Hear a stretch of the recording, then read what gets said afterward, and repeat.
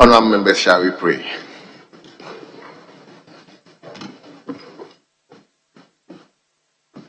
Almighty God, we humbly beseech thee to look with favour upon this Parliament of the Republic of Ghana. Grant that it may perform its high duty as in thy sight. Give divine guidance to the President of the Republic. Endow members of Parliament and Ministers of State with discernment and vision, integrity and courage, that through the labours of government this land and people may be well and truly served, and thy good purposes for the common human life be realized in our midst. O God, grant us a vision of our country, fair as it might be, a country of righteousness, where none shall wrong his neighbor, a country of plenty, where evil and poverty shall be done away with, a country of brotherhood, where all success shall be founded on service and honor shall be given to the deserving, a country of peace, where government shall rest on the will of the people and the love for the common good. Bless the effort of those who struggle to make this vision a living reality. Inspire and strengthen our people that they may give time, thought, and sacrifice to speed the day of the coming beauty of Ghana and Africa.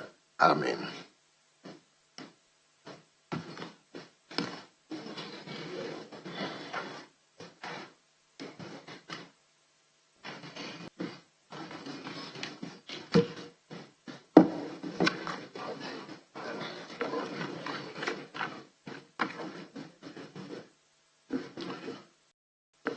Honourable members, we don't have any message from the presidency, neither do we have any formal communication from the speaker.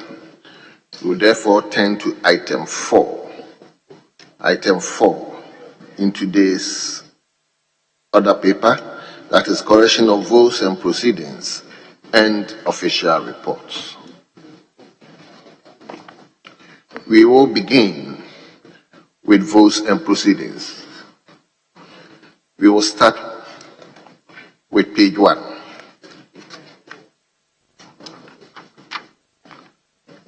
Page 2.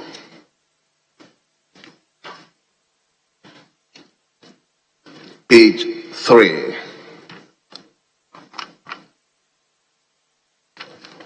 Page 4. Page 5. Page 6. Page 7.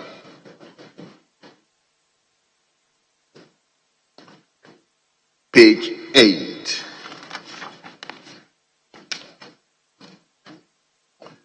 Page 9.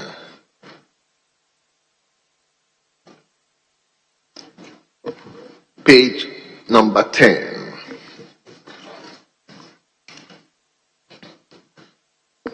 Page 11.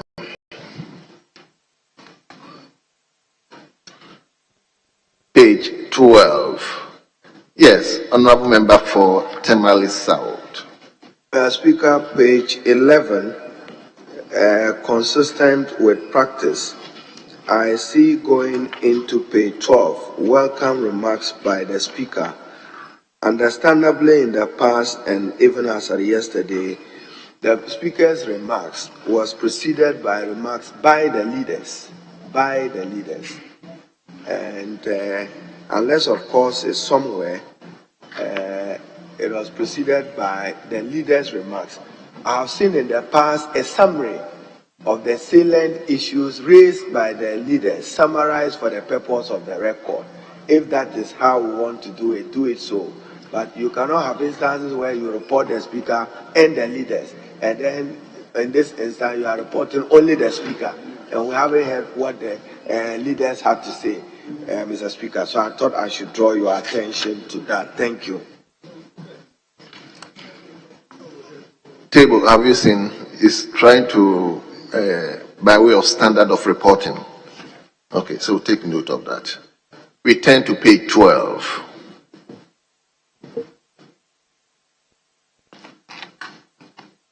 page 13.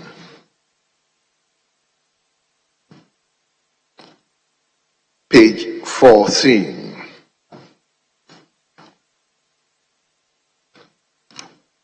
Yes, Honorable. Speaker, this is not for the correction of the votes and proceedings. But yesterday, I believe when the business statement was read, I requested that the Honorable Minister for Communications be hauled before the House to explain the status of Vodafone as in its transaction. I haven't read what I said. I think that I needed to clarify that I'm talking about the government of Ghana's stake in Vodafone, which is 30% as a minority shareholder.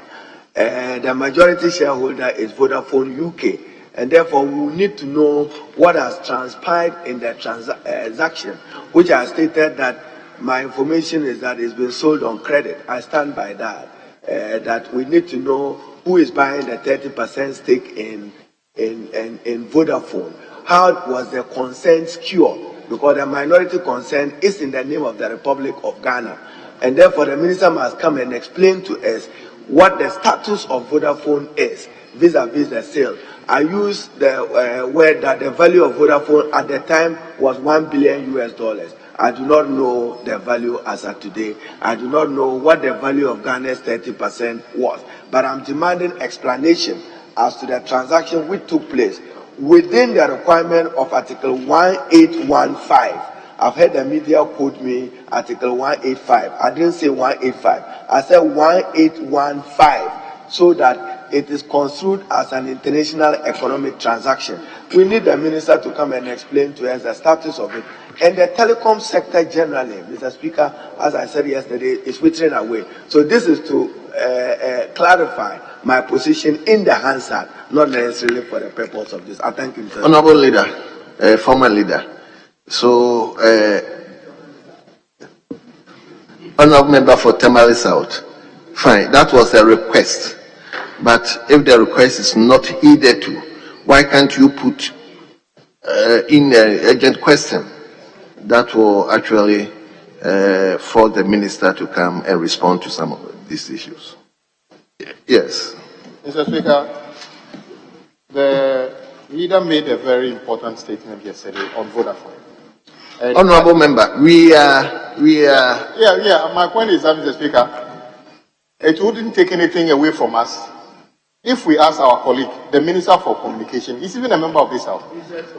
So it would be good to just, as other ministers are requested to come and apprise the House. I don't see anything wrong if you direct that the minister, we are not even saying she should come today or tomorrow. At an appropriate time, I mean, come and shed more light on this. That would. Honorable Member, I can direct if it formally comes to the House. So if the member is bringing a statement and after deliberation we decide to invite the minister to come and address us, that is fine. But as it stands now, the member can come with a question and the minister will come and respond. Or he can come with a statement after the House deliberation, we can invite the minister to come and brief us. But as it stands now, I don't think we will. Yes, Honourable Member. Speaker, with respect, just to let my colleagues know that they don't need to come to the room through the window. Yes. And greatest respect to our colleague and Honorable Haruna Idrisu, greatest of respect. He should just file a question. And to my colleague, he is a member, an able member of the business committee. The business committee met. He failed to raise it there. So probably they should just hold on to their guns. Yes, hold on to your gun. We can agree as a House to program the minister. And she has been a very efficient minister who normally comes to the House. And I'm sure when she's programmed, she's so programmed, she will do the needful. So there is no need to, as I said, to come into the room through the window. The proper door is there. Use the proper door. So we are save your breath. And you could have said it better when you said they should file a question.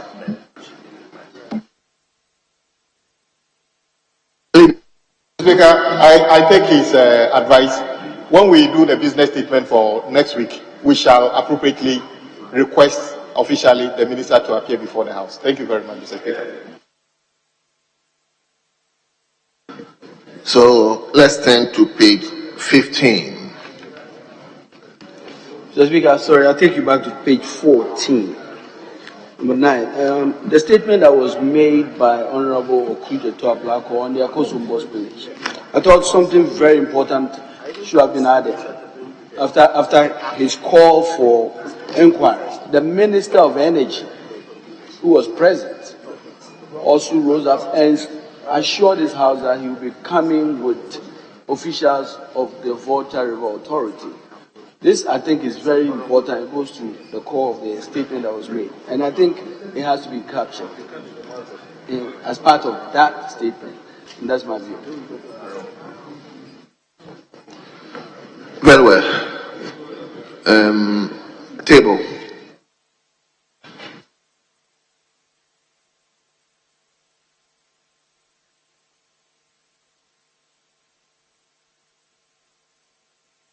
So we are now in page 15.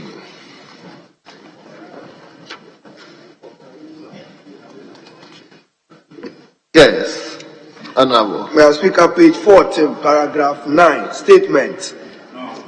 It reads, and I just have, this is my concern. Call for support for the victims as well as urge the chair to form a parliamentary inquiry into the matter. Mr. Speaker, subsequent to the statement, first of all, when you say urge, you are urging the House, not the chair, with all respect to the chair. All decisions of this House must be the decision of the House, leave of the House, consistent with the standing orders and the Constitution. So when you say urge the chair, it's the House which must take a decision. Now, Mr. Speaker, the second leg is that outside there, the media have already reported that the Speaker is forming a committee on this matter. That's what I read in the media. So how do we reconcile that with what is reported here? Urging him and the fact that a definite decision of a committee was taken by the chair, we need to know. Because in the media, what I have read is Speaker Alban Bagbin directing for a committee on this matter. Now, in your Hansard in page 14, you are talking about urging the chair. Where are we? But I'm saying that for the record, we should respect our procedure. It is the House. It is the House and not the chair. Thank you. Yes, former leader. I think the chair was the request of the maker of the statement. But after the deliberations, we came to a conclusion that the Minister of Energy had more or less given us assurance that next week he is coming to brief the House. And therefore we will wait, we will defer any committee to investigate or go into it until the minister comes and brief the House. Then we can take appropriate decisions. So that is where we came up to. So I don't know how the media reported that we have formed a committee to investigate it. I think it was clear yesterday that we will wait till for energy to come and brief the House, and afterwards we will know which direction to go. I think that was the decision we took yesterday. Yes. Mr. Speaker, thank you very much. Maybe we are struggling because of the way event unfolded yesterday. Yesterday, after the back and forth, there were two issues that we were supposed to visit on this. On the matter that the Honorable Minority Leader raised, the chairman of the business committee said, we can come with questions or we can invite the minister to come.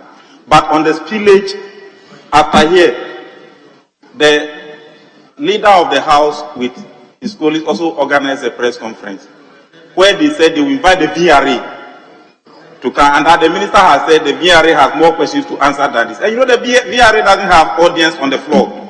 So that's why we are insisting that the minister himself, he cannot dodge. If you say VRA has more questions than answers, Meanwhile, Parliament doesn't deal with VRA, we deal with Minister for Energy. So that is why we are saying that let's put matters in the proper perspective. The Minister for Energy must appear before the House and respond to the voters at Akosombo village, not VRA. We don't deal with VRA. We have no audience on the floor. Honorable Leader, before I get you, what the majority leader said at the press conference is not before the House. I'm just reporting what exactly took place in the House. So if the majority leader organized a press conference, that is another matter. Please, let's focus on what actually took place in the House, and that's exactly what I'm saying. Yes, Leader. Speaker, the Honorable Ahmed should not raise the temperature this morning unnecessarily. Listen to me. Speaker, yesterday, for the records, the House did not, emphasis mine, the House did not invite the Energy Minister. The Energy, I will come to that. The Energy Minister, Speaker, came on his own volition. Okay? And after the statement had been delivered, there was some consultation. Speaker, after the statement had been delivered, good consultation went on. Then we came to an agreement that the minister should be programmed to appear on Wednesday. The press conference is your matter. Speaker, so matters about the press conference never comes in at all. In any case, the minister is not afraid. He is not dodging. And all of us know, it's public knowledge, that the agencies cannot come here. That is why, in our wisdom, held a prior press conference and said that the minister, the VRA, should come through the minister. Why do you want to raise the temperature this morning unnecessarily? He's completely out of order. You should rule him out of order. Yes, Honorable Member, let's turn to page 16. Page 16, 16.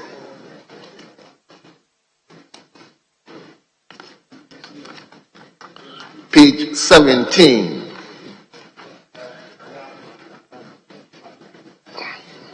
Yes, Honorable Member for Temale South. Mr. Speaker, page 16, the referrer, the second Deputy Speaker referred the bill to the Finance Committee for consideration and report, and that is Ghana Investment Promotion Center Amendment Bill. I'm seeking your leave that you add the leadership of the Committee of Trade and Industry to look at it. I recall that even at the time, this particular GIPC Act, which has been amended, I shepherded it under as Minister for Trade and Industry. I would understand that is now going to the Finance Committee, but it's important that the leadership of the Trade and Industry Committee are made to join the committee. If you have no objection, Mr. Speaker, I so suggest. Thank you.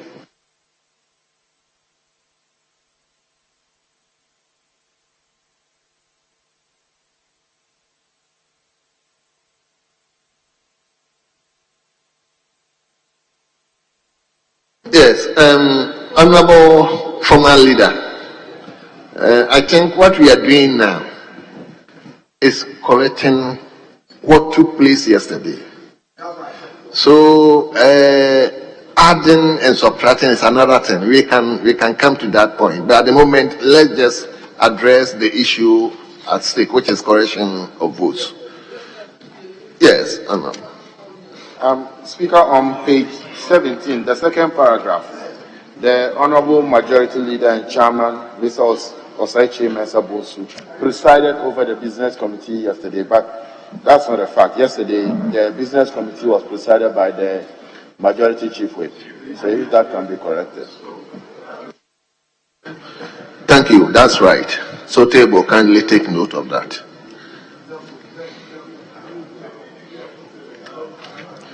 Now, finally, we turn to page 18. Page 18. Honorable members, in the absence of any further corrections, the votes and proceedings of yesterday, 31st October 2023 is hereby adopted as the true records of proceedings.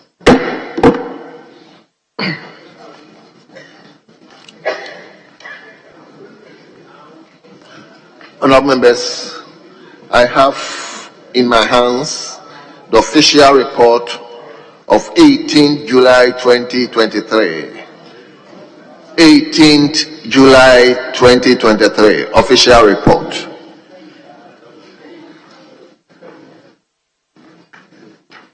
Honourable members, I repeat, the official report of 18th July 2023.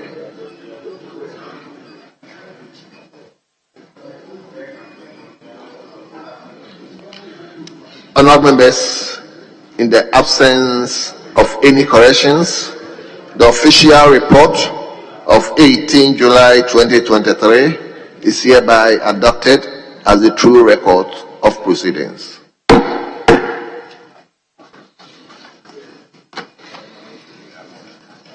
Yes, before I proceed further, let me acknowledge the presence of Lojikuku Education Directorate being led to the chamber by Richard Jima. And we have the MP for Lojikuku here. Anyway, it appears your MP is not aware that we are coming.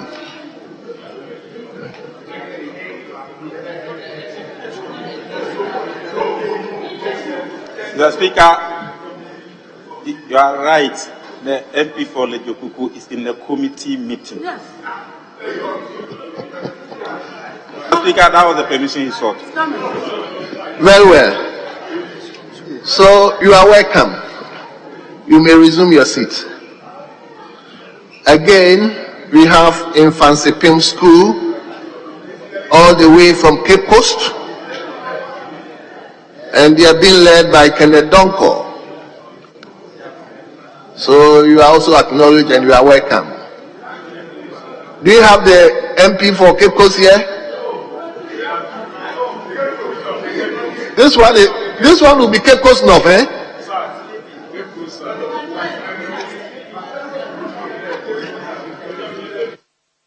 Thank you, Mr. Speaker. In Frankfurt School, they are the other side of Wesley Girls High School. These are our boys. Yeah.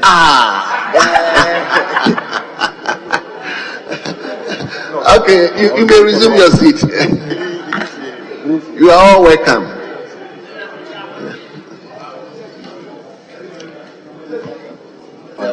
Mr. Speaker, I disagree with him. Because in Supreme School is a purely boys' school. So also is Wesley Girls a purely girls' school. How come we have these people as your boys? You should qualify the boys as they are.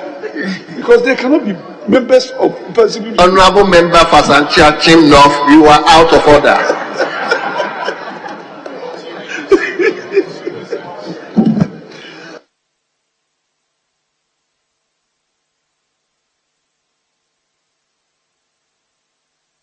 Yes, leader. Indication. Are we moving to statements? Speaker, we will, at your leave, we'll vary the order of business fleetingly and public business, and take item 6B. Item 6B, and I. Speaker, with your leave, to be taken by... Is it item 6A or B? B for Bell. B. On page 2.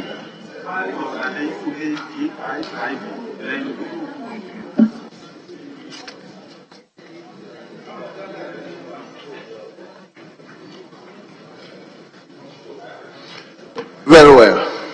Speaker, to be done by the Deputy Minister of Finance. Very well. Well noted. So, honourable members, let me invite you to page 3 in today's order paper. Page 3. Item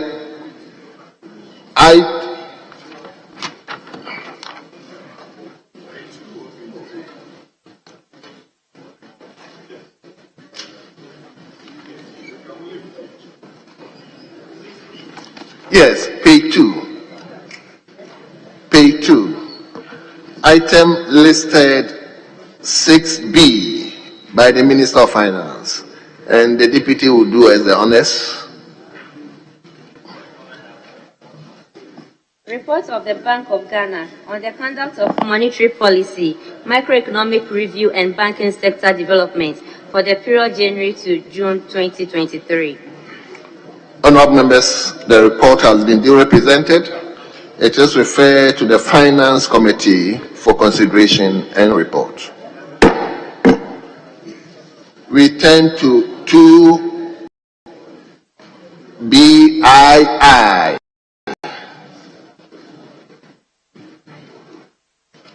Request for waiver of import duties, import VAT, import get fund levy, and exim levy amounting to Ghana cedi equivalent of 12,663,504 United States dollars and 76 cents on materials, plants, machinery, and equipment or parts to be imported by Grand Chem Limited under the implementation of the One District, One Factory program. Honourable members, the report has been duly presented. It is referred to the Finance Committee for consideration and report.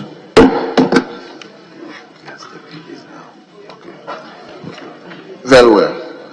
So I'm told the III have been stepped down for now.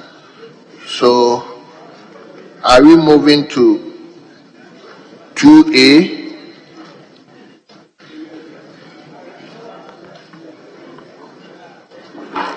Right, Honourable Speaker, BII. My recommendation is that the membership of the Trade and Industry Committee must of importance be part of this referral. I mean, the last referral, this has to do with 1 year. The BII. The II. Yes, please. Very well. Of Trade and Industry. Very well. I will direct that the leadership of Trade and Tourism Committee should join the Finance Committee. Yes, Trade, Industry and Tourism. I direct that the leadership of Trade, Industry and Tourism join the Finance Committee to consider the referral.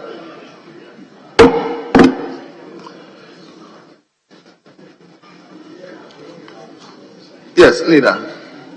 Speaker, I'll seek your leave to take item 6A from I to IV. For and on behalf of the Leader of the House. It's your leave. Leave granted. So you can go ahead. So, honourable members, I'll invite you to page 1. Page 1. Item listed 6A by the majority leader, and the majority chief whip will do that on his behalf. Yes, majority chief whip. Performance audit report of the Auditor General on tax administration by the Ghana Revenue Authority. Performance audit report of the Auditor General on the lifting and transporting of solid waste at Lankwantaman Magina Municipal Assembly and the Utu Senya East Municipal Assembly markets and their environs. Performance audit report of the Auditor General on the management and nuisance parking in Ablekuma Central Municipal Assembly. Report of the Auditor General on the pre-university educational institutions, Eastern Region, for the financial year ended 31st December 2020. Performance audit report of the Auditor General on the management of livelihood empowerment against poverty. Honourable members, the reports of 6A, IV,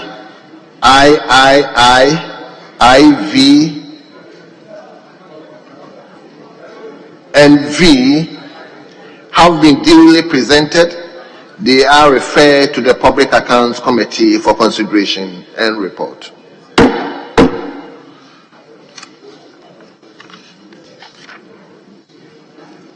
Yes, Yes. Are we now taking the statements? Yes, Speaker. If we may, if we can begin with the one that stands in the name of the Honorable Kwesi Kunedu, and then followed by our colleague from the other side. Very well. So, statement, and the first one stands in the name of a member for Menchia North, Honorable Kwesi Kunedu, on World Cities Day, which fell yesterday. But, Honorable Member, I will urge you to go back to your seat and read from your seat so that the cameras can capture you and record you as such.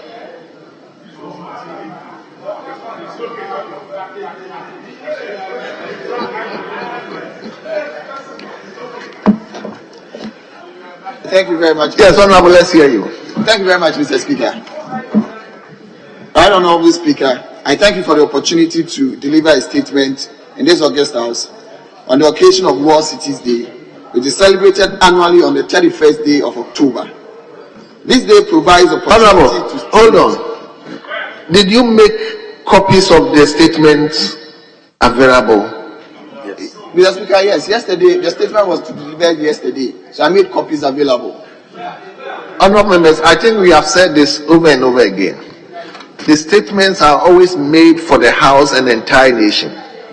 It's better that members get copies so that they can also contribute after you've read the statements. It appears nobody is having a copy, and that's a bit worrying.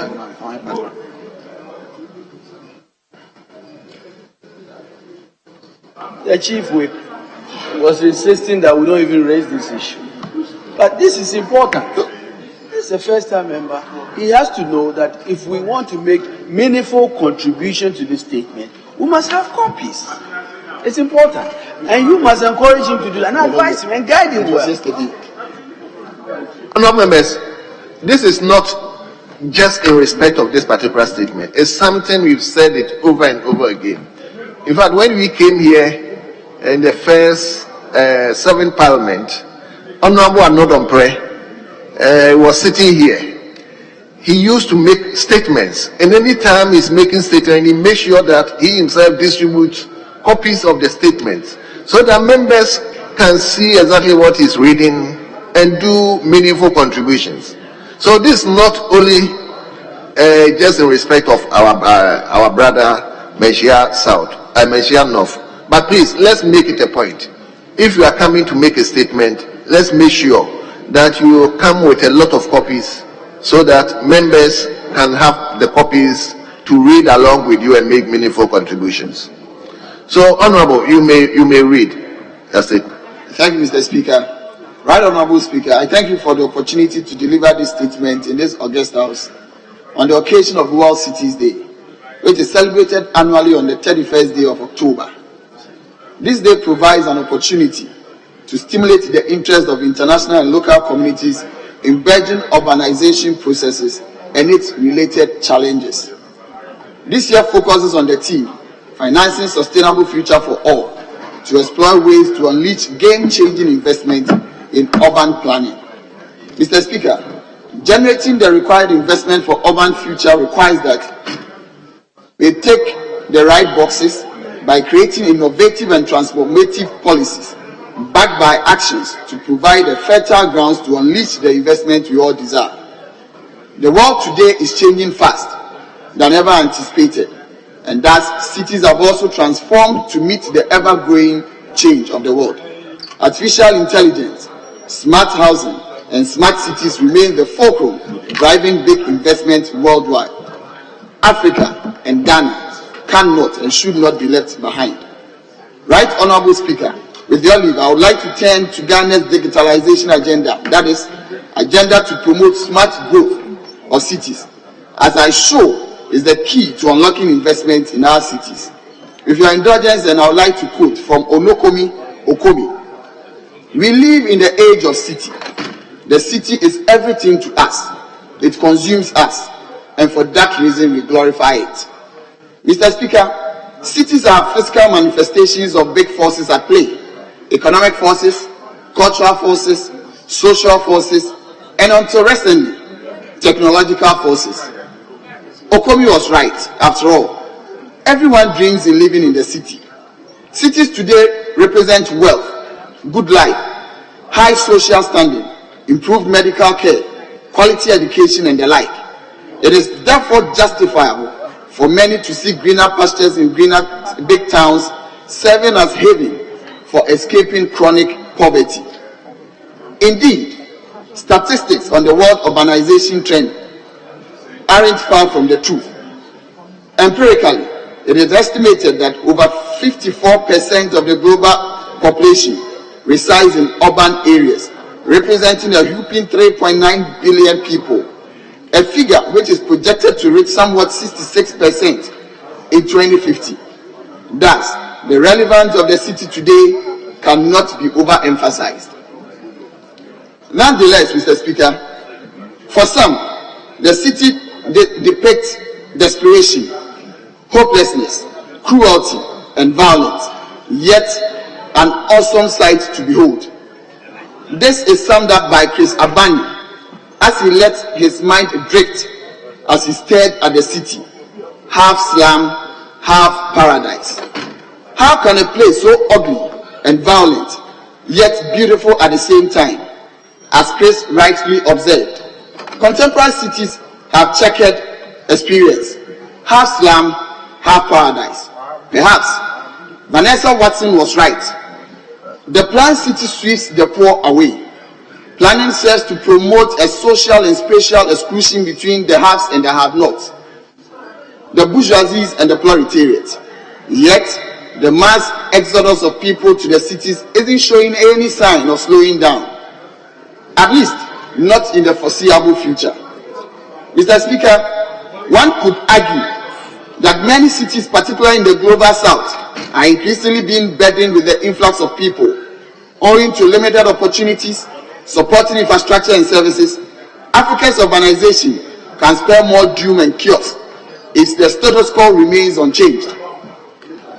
Cities therefore need to be more efficient and effective, with access to real-time information and supporting infrastructure, as we are all realize the full potentials of the cities. Take Accra and Kumasi, for example. Traffic volumes and congestion have become unprecedented. Travel times have increased, greatly affecting business and crippling economy.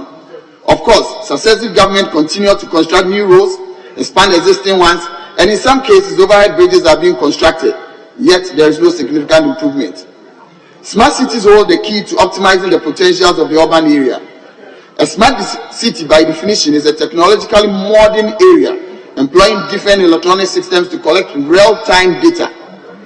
It uses information and communication technology to improve operational efficiency, shared information with the public, and to provide better quality services of the government as well as citizen welfare.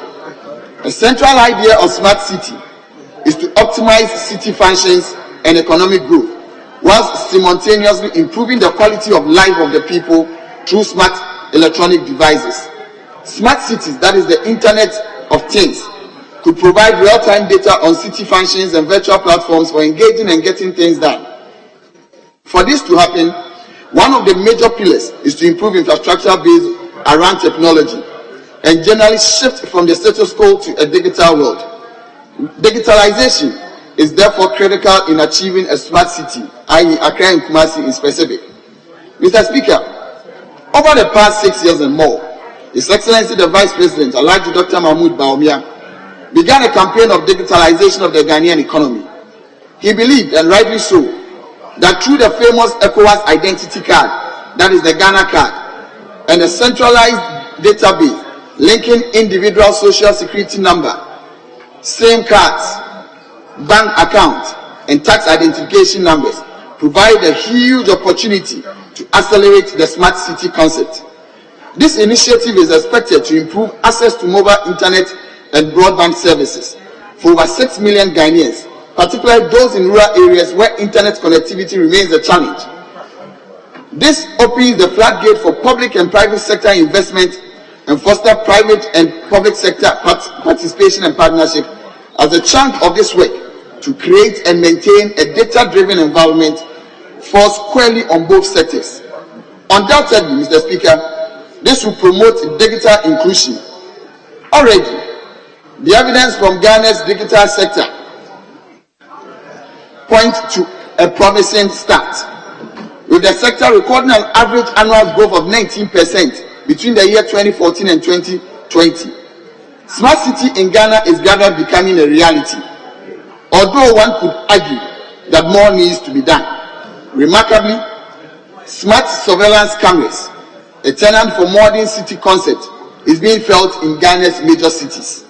Major happenings in the cities, especially on our roads, are gradually being captured on a daily basis, fast-tracking police investigations into crimes and accident scenes. Ride-hailing apps have today made it convenient for spatial interaction, that is the movement between people, to happen in Ghana. Ghana's GPS and street naming systems all provide a solid foundation to usher us into a smart city in Ghana.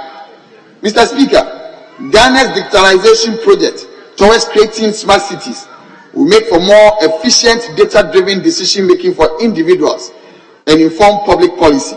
With access to data and information, citizens will be more inclined to engage government officials through stakeholder forums and other engagement to shape public policy and interventions.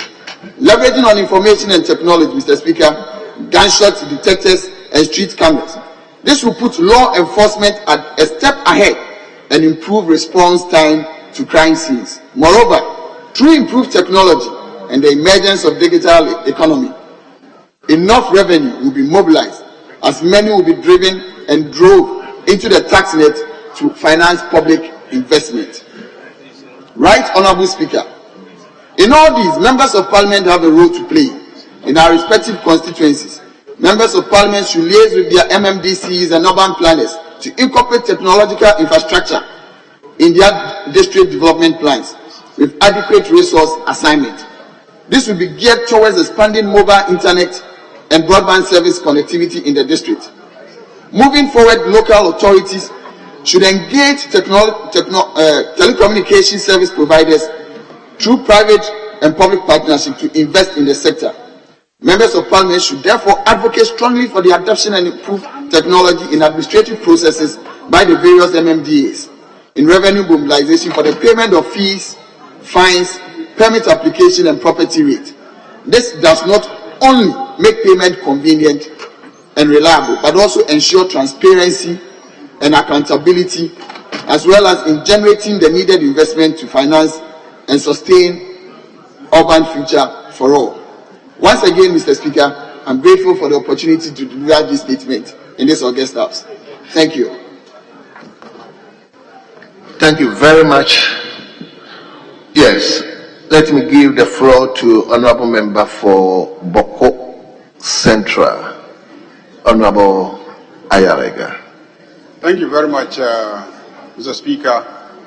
And let me commend the maker of the statement for a well thought through statement on a matter that affects all but hardly regarded. So, Speaker, if you look at the statistics and the population census, it is obvious that many of our people are moving away from the rural areas to the urban centers. Whilst the rural areas are getting depleted, the urban centers are becoming congested.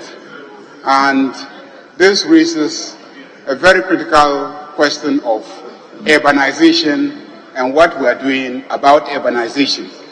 And urbanization is tied to the development of cities. We have mega cities emerging at different locations in the world, but then also we have emerging cities that are also developing, especially in the developing countries. So, Speaker, the development of these cities raise very critical questions regarding infrastructure, which the maker of the statement has elucidated. And the key issue is how do we finance the infrastructure? Honourable members, let's give our senior member hearing. I mean, the noise at the back is too much. Yes, honourable member. The key issue is how do we finance these urban developments? That is why the theme for this year's World Cities Day celebration is the financing of the development of cities. Mr. Speaker, I believe that the maker of the statement has provided some good ideas about how we should finance cities from the local level up to the central level. But increasingly, as people migrate from rural areas to cities, we must make sure that the cost of developing cities is borne by all.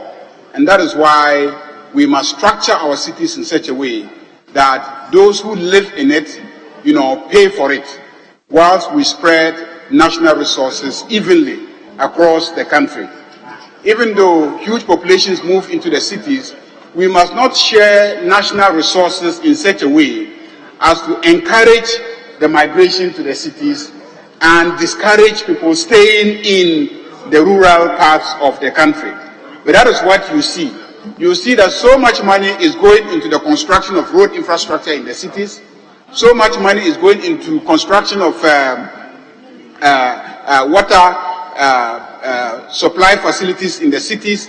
And as people sit in the rural areas and see the facilities in the cities, they are tempted to migrate to the cities and leave the rural areas.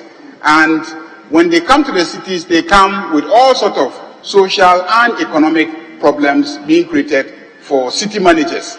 So we must structure our financing in such a way that we rather disperse our populations instead of encouraging concentration and the emergence of big cities with the challenges of infrastructure that we see around us. Mr. Speaker, on that note, let me commend the maker of the statement. It's a very important statement, and I believe that policymakers should have access to what he has written and glean some of the ideas that he has shared about what we should do about cities. Thank you very much, Mr. Speaker.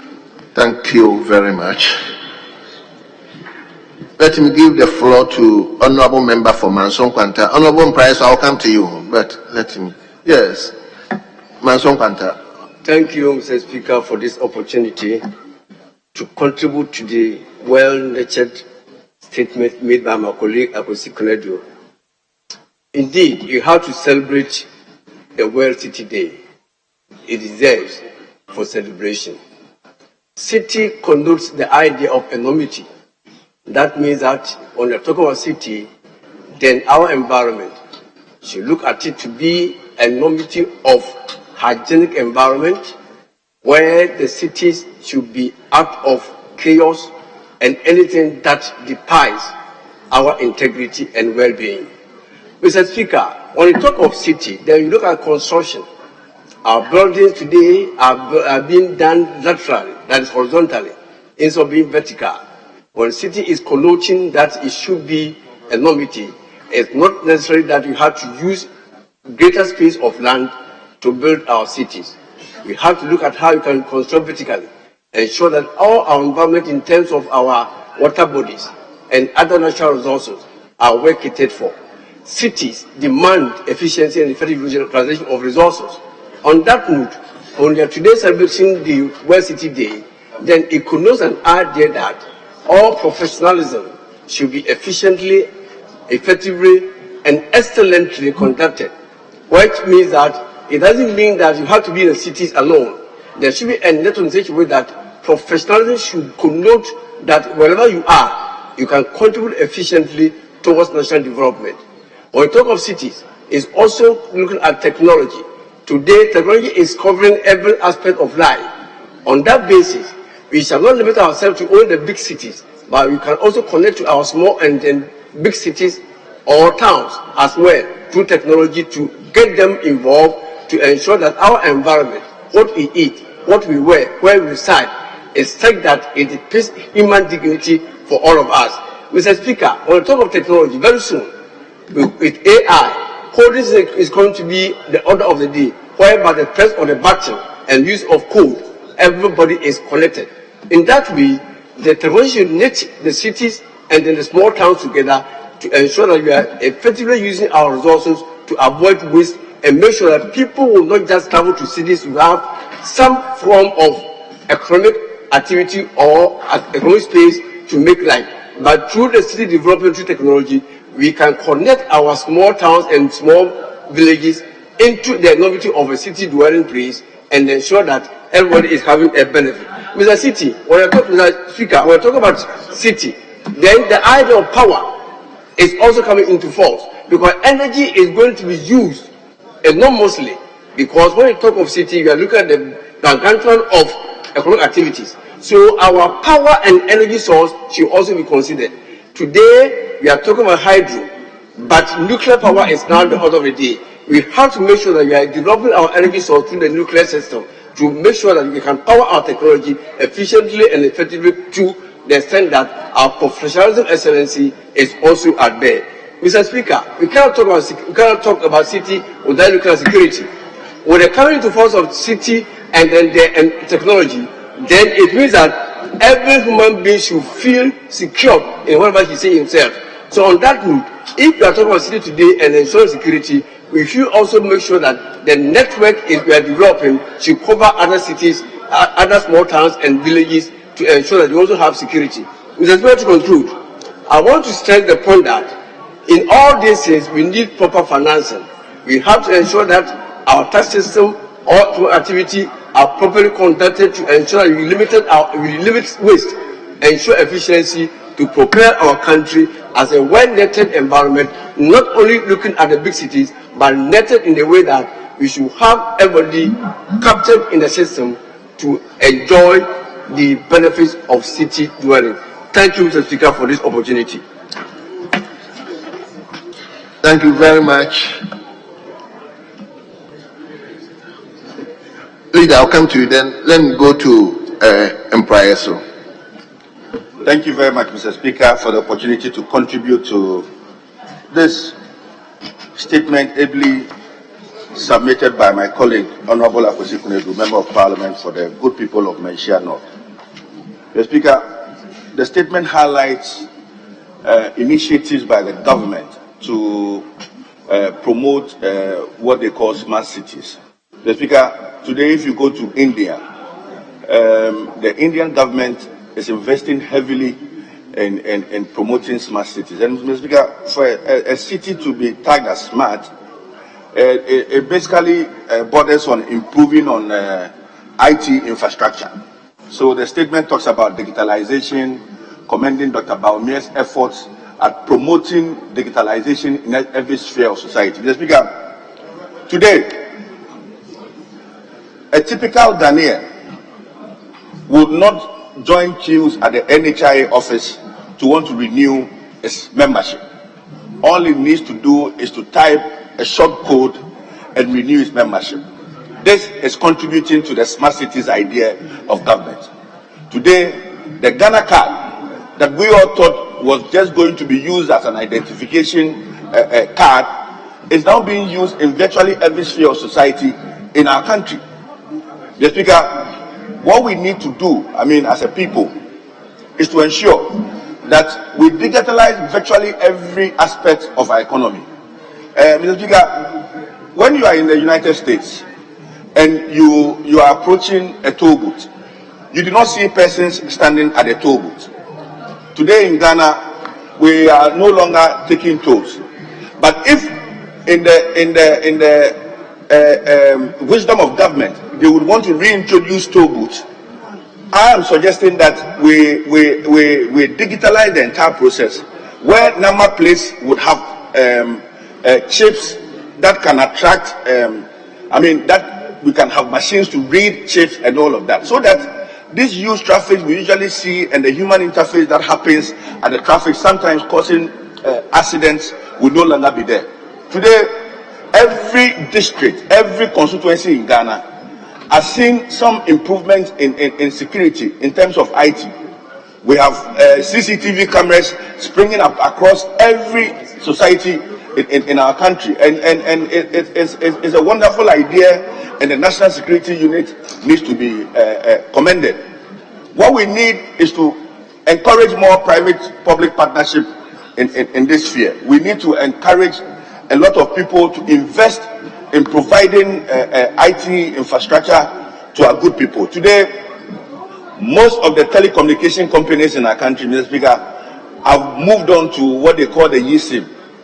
Virtually all the telcos have moved on to the eSIM, and it's making getting internet access very accessible. I mean, today as we speak, the internet penetration in Ghana is around 68.2%, meaning that over 23 million Ghanaians are hooked up on the internet. Mr. Speaker, it's a commendable figure in Africa, and it's something that we need to commend government.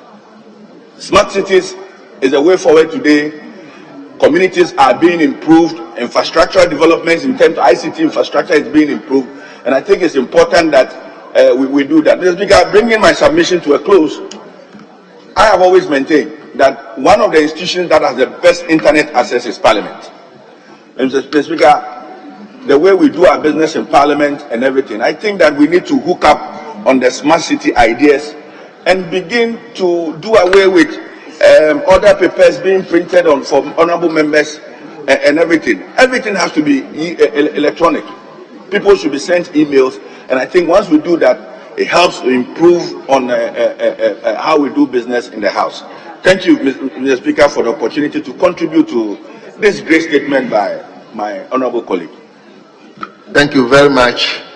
Then come to leadership.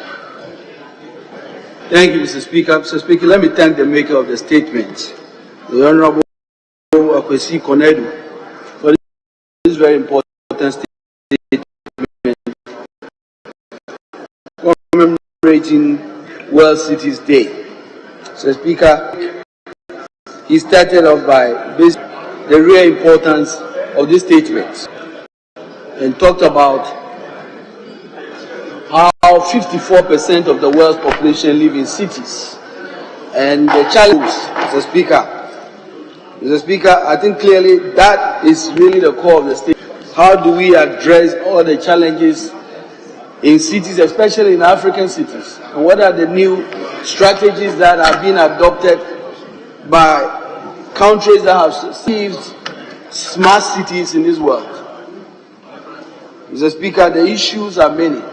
How do you deal with the issues of sanitation in growing cities like Accra? How has Kigali probably succeeded in making a city more cleaner than Accra? The last time I checked, we were supposed to have the cleanest city in the whole of Africa. That was a promise. It never happened. Mr. Speaker, how do we deal with the issues of traffic congestion when, quite frankly, it gets worse every day in our cities? If you come to Ghana, if you go to other countries, it's been a challenge. But how have they succeeded? Using modern technology to try to address the issues of traffic. Mr. Speaker, you visit some cities, the challenges are the same, but they are using modern technology, for example, to change the traffic patterns. If it's 4 lanes in the morning, in the evening, because we know that the traffic going south will be very heavy, you will see that we use technology to change the traffic pattern or make diversions to basically ease traffic. How do we address that using modern technology? These are what other countries have been successful in doing. And these are things that are lessons that we in Ghana must be addressing. The issues of policing. Of course, once we have modern congested cities, policing becomes a very critical matter. And you simply must do that using modern technology. We've made some progress in the last few decades, but we have a long way to go in making sure we modernize policing in urban cities. Mr. Speaker, the point was made that as we are having more people live in the cities, we must find a way to make sure we can generate revenue. And the way you create and generate more revenues is to use modern technology again, as other countries have done. It's very important that we do not shift the country's scarce resources in ensuring we build more roads when other countries are, quite frankly, changing the patterns of how they do roads. Private sector and using modern technology to do tolling to make sure you pay for it. That is how you finance roads in big cities. How are we in Ghana doing in these areas? It is very critical. And Mr. Speaker, we must learn lessons from countries that have succeeded in doing this. The issues of housing. Mr. Speaker, we can talk about it, but let's talk about Ghana. I mean, how in God's name can we continue to have this crisis in housing when we know that we can simply put out incentives that will encourage private sector to build more? Mr. Speaker, even when we spend money in building houses, we will let them to rot as we have in Sagleme, sitting there, when we know thousands of our own people are homeless. We must really learn lessons from countries that have addressed the issues of housing, the issues of healthcare and emergency care services. These are the things that really must be addressed when it comes to the issues of urbanization and building modern technology. There is something called urban renewal. Mr. Speaker, you go to a lot of places in Accra, for example, and you realize that we must intentionally renew those areas. Other countries have done it, where government will give incentives and allow the private sector to say that, yes, we want to make sure that we can sponsor 50% of the roofing of these cities. And you will see how private sector will get in to really help renew those areas. There has been great lessons and great examples of cities that have used modern technology to change. And we in Ghana must learn lessons from that, because urbanization is not going to change anytime. And Mr. Speaker, that is what makes this statement by the Honorable Konedu very, very important. As we continue to have rural-urban migration, we must learn lessons. Countries that have really succeeded in really renewing their cities into modern cities. And we can only do that by learning lessons using modern technology. And so I want to thank the maker of the statement and encourage especially our municipal authorities to continue to build the capacity so that we can create more revenue from these municipal authorities to basically manage our cities better than we have. I thank the maker of the statement. Thank you very much. From Deputy Minority Leader, let him move to Deputy Majority Leader.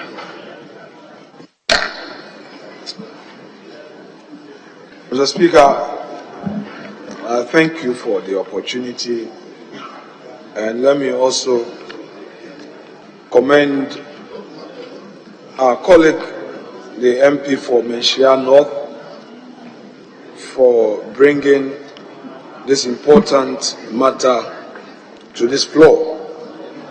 I, Mr. Speaker, would premise my submissions on this matter on the very last paragraph of the statement ably made by our respected friend and colleague, Honorable Konedu. Mr. Speaker, and in doing so, let me say that the time for progressives and moderates is now. Their voices must be heard. Enough of the partisan political extremism. That is what is affecting the governance of the country, and that is affecting our development, and that is what is the problem. Mr. Speaker, since 1992, I do not think that any government in this country has successfully implemented policies aimed at helping the very people without any backlash of partisan attacks. And all these things we are talking about, smart cities, digitalization, urbanization, if we as a political class cannot congregate on the major issues that would help the future of our people, Mr. Speaker, we would always be at where we are. Today, people are building anyhow. The impunity in the housing sector. If you go to the district assemblies, as the maker of the statement is calling on us to collaborate with them, there is complete impunity, lawlessness. Where there is supposed to be a drain, people are building on it. And when at the end of the day, we have heavy downpour, there is flood. And the government takes the blame. Opposition would attack government. Meanwhile, there is a fundamental cause. So isn't it time for the political moderates of this country to work together and be loud in letting our people know that the right thing to do is to obey the laws of the country? Isn't it time for politicians to stop taking advantage of issues that would help the ordinary people rather than thinking about the next election? Mr. Speaker, we would have to wake up. If we are talking about true development, if today we are talking about Rwanda, if today we are talking about Dubai, if today we are spending time holidaying in beautiful cities in the Western world, the secret to that success is law abiding. The secret to that success is the fact that those political leaders, those in charge of public deliverables, agree that they must look into the future and sacrifice.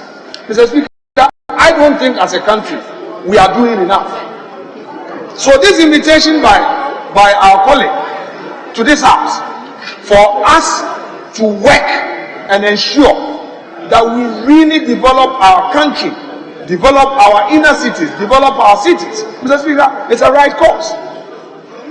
Can we boldly tell the citizenry that what you are doing would end up destroying the country? So stop it and damn the consequences of what will happen to us in the next election? Can we? If we continue to do that, there will be a better opportunity for us. As those of us in the political class who are desirous of ruling the people. But Mr. Speaker, we are not doing enough. We are not doing enough. That is how come people will build anyhow. Somebody would go and pay money to somebody to acquire a land when he has not even seen any survey document, has not even seen any indenture, has not even done any verification of title. It takes long years, many years, for court to take decisions on land cases. People are not ready to be law-abiding, and that is our problem. And they will run to politicians for cover. If somebody commits a crime, the next thing is to look for a political party to come and do choboy behind him in the courts. So there's impunity. And when there is abuse in the public service system, politicians take the blame for no offense committed. And it becomes NDC, MPP. This will not help the country. So, Mr. Speaker, I wholeheartedly accept the call made by our respected colleague from Mpensha North. And I pray that collectively would carry through this call and go down there, work with our assembly members, work with our MCs, work with state agencies, encourage them to enforce the law. If the citizenry are not ready to pay their electricity bills, they are not ready to pay their water bills, and there is disconnection, and a politician will criticize why the disconnection, there is illegal connection, and ECG rises up to the occasion, and a politician will criticize, how can you ensure urbanization? And if you are getting light out, how do you then blame the government? Yet NDC, MPP, we are doing this. So, Mr. Speaker, let us change for the better. The destiny of our country is in the hands of those of us who have been entrusted with political power. The promises of our democracy can best be upheld by our conduct as a political class. Let's leave the rhetorics and get into action. I thank you, Mr. Speaker. Thank you very much, Honorable Leader. Honorable members, we have two other equally important statements, and I wish that we all make time. We have two more other statements that I've admitted to. So the first one is from a member for Garu constituency, Honorable Abet Akuka, and it is on military brutalities meted out to innocent residents of the Garu and Timpani constituencies. So, Honorable Member, as I said earlier on, I believe you have made copies of your statement available to members. Yes, Mr. Speaker. Very well. So, honorable members, the floor is yours. Right. Thank you, Mr. Speaker, for the opportunity to make this important statement. Right, Honorable Speaker, I want to thank you for this opportunity. And recently, Mr. Speaker, I am deeply concerned about how the military officers brutalized and maimed my residents. It is important to mention that the incidents by the military adds to a long list of barbaric and inhumane actions carried out by our men in uniform on innocent civilians whom they ought to be protecting as a matter of responsibility. Mr. Speaker, reports from the residents in my constituency indicates that on the 29th, Sunday, October, military men visited Garu at dawn, beat up, maimed, destroyed, and in some cases, took away monies and valuable properties from the residents of Garu. As a member of parliament for the area, my efforts to get answers regarding even some of the people who were taken away and brought to Accra has proven futile. Their whereabouts and their conditions as of now remain unclear to me, even about 3 days after the incident. This is an unacceptable violation of their human rights, and as a matter of urgency, I am strongly calling on and demanding for the immediate government intervention to address this issue, and also for Parliament to open a probe into this matter and bring a comprehensive resolution to it. I call on the authorities to investigate the matter thoroughly and ensure that those responsible are made to account for it. The residents of Garu and Timpani deserve safety and protection, and this action by the military officers must be condemned in the strongest terms without any room for tolerance and reasonableness of any form. Military brutalities visited on civilians, Mr. Speaker, is becoming one too many. Mr. Speaker, you remember the incident that happened in Wa, another that also occurred in Ashama recently. All these were brought before Parliament, and parliamentary committees have been sanctioned to probe into it.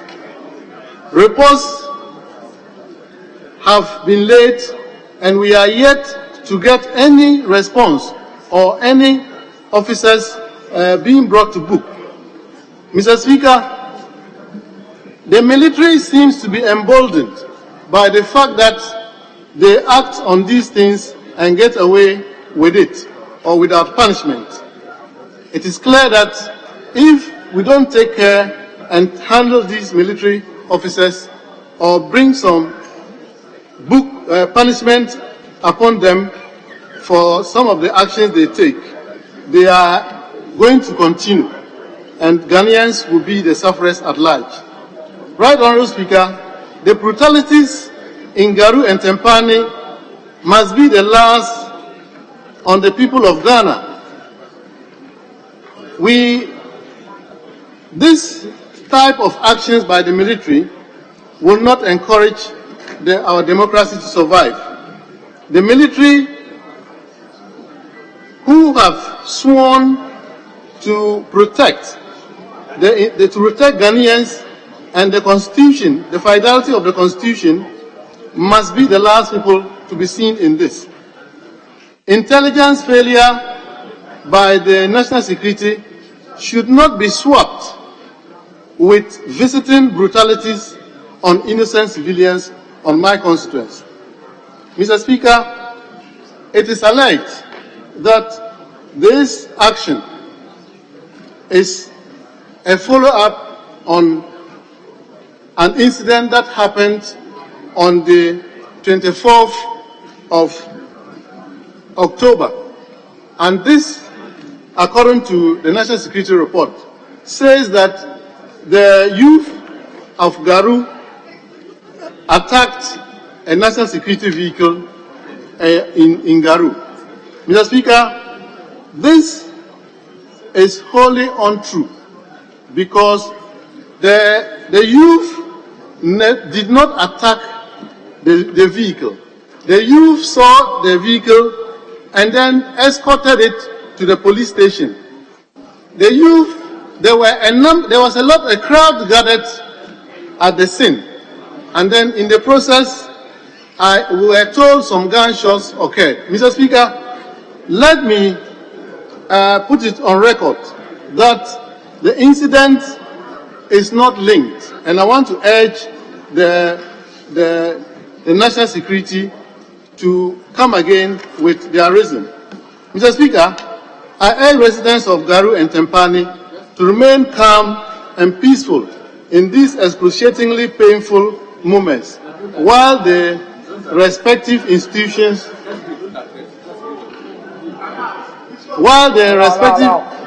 residents... Honorable, you are finishing, but hold on.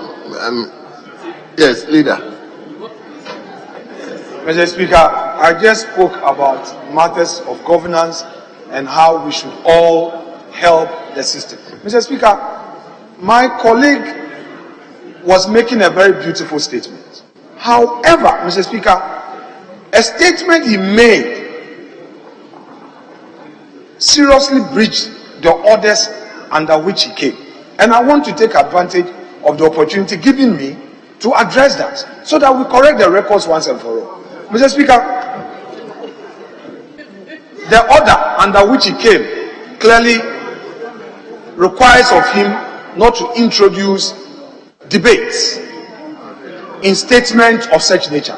But Mr. Speaker, he is taking advantage of the statement to say, impugn improper motive into national security apparatus we have in the country by saying that an official statement made by the national security is wholly untrue. Mr. Speaker, we cannot compromise with respect. No, that cannot be your opinion. That cannot be with respect. That cannot be. We cannot, Mr. Speaker, as a political class, condescend to that level where we compromise the national security apparatus of this country. A statement was issued, whose statement you acknowledge in your statement. However, you are saying that is wholly untrue. You can criticize them, which I agree with you, that there were excesses in their reaction, and I'm going to support you on that. But to say that the statement they issued was wholly untrue, with respect, honorable colleague, please please take that one out, because I support your statement. Human rights abuses anywhere is unacceptable. Please withdraw that aspect. With respect. Honorable member, leader, I believe the statement has been brought to us. We read through, we admitted it. So what I will urge you to do is that you are a leader. Anything you will comment on it. So when it comes to that, you address that area that you think is saying. So leader, please, once the statement has already been admitted, then it means we even didn't do our work. So please, I think he is finishing. Let's allow him to finish his statement. Obviously, the leader will get the opportunity to comment on it. Then you address that. So, leader, please, let's allow him to finish his statement. Honorable Senior, let's allow him to finish his statement. Come again.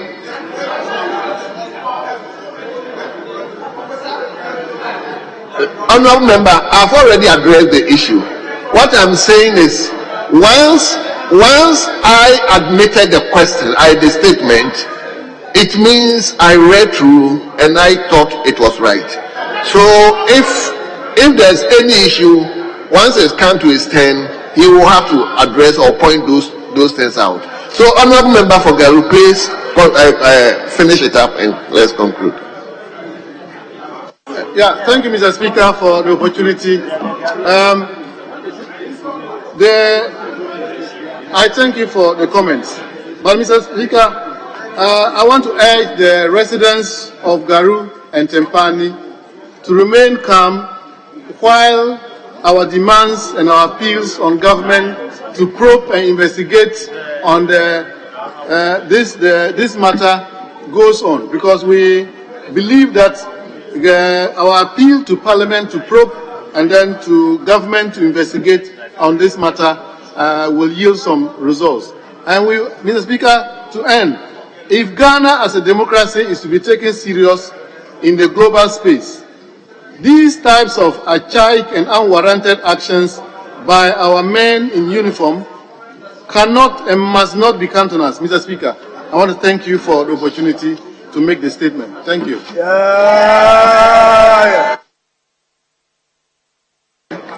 Yes, honourable members, our colleague has read his statement, and I will urge members to contribute devoid of any attacks.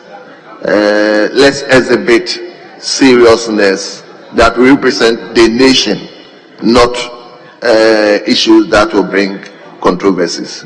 Let me begin with my senior, Honorable Kretus Avoka. Oh, leader. Yeah. Thank you, Mr. Speaker. Mr. Speaker, I want to associate myself with the sentiments expressed by the Honorable Member for Garo constituency, Honorable Albert Alazuga, and say that the incident that happened in Garo on the 29th of October was very, very unfortunate. Mr. Speaker, what are the facts of this case?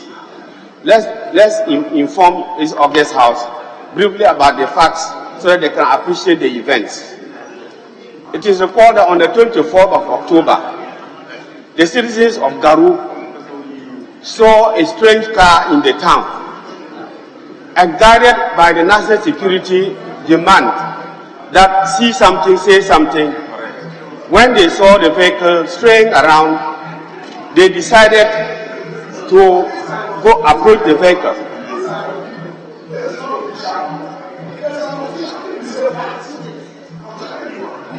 But your turn is coming. Honorable members, please. Leader, I beg of you. Leader, please, let's allow the contributions to. Once you want to talk, we'll be given the opportunity to talk. But let's allow free flow of information, discussion, please. Yes, leader. Mr. Speaker, in this house, there's a tradition. There are these chairs in this house, when somebody is getting the privilege to get here, when they are speaking, we all take notes. So I call on the Deputy Majority Leader to be writing notes of what the former Majority Leader of this House, former Interior Leader, former Interior Minister, former Regional Minister, former Tribunal Chairman, former Wise Man, is telling all of us, Mr. Speaker, and we must all be writing notes. Thank you.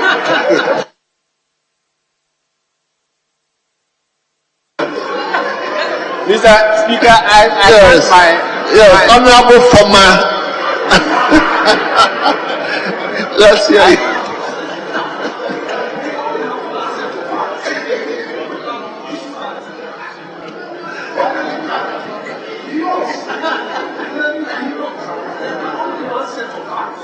Honorable leader, you have all the opportunities. Don't worry. Thank you, Mr. Speaker. Mr. Speaker, let me thank my deputy chief whip for the accolades he has just given about me. I'm grateful to him, and I invite my learned friend, the deputy majority leader, to take notes and then comply. That's right, exactly. On a more serious note, I think that is a very serious matter. That if you will, as leading government business, if you will pay attention, at least we'll be addressing an issue that has a national character. I think that we should do that. Mr. Speaker, I was just saying that the facts are that on the 24th of October, a strange car was spotted in the town of Garu. And obedient citizens of Garu, one or two of them spotted the car and approached the vehicle. And they indicated that they were from national security. But they couldn't be sure.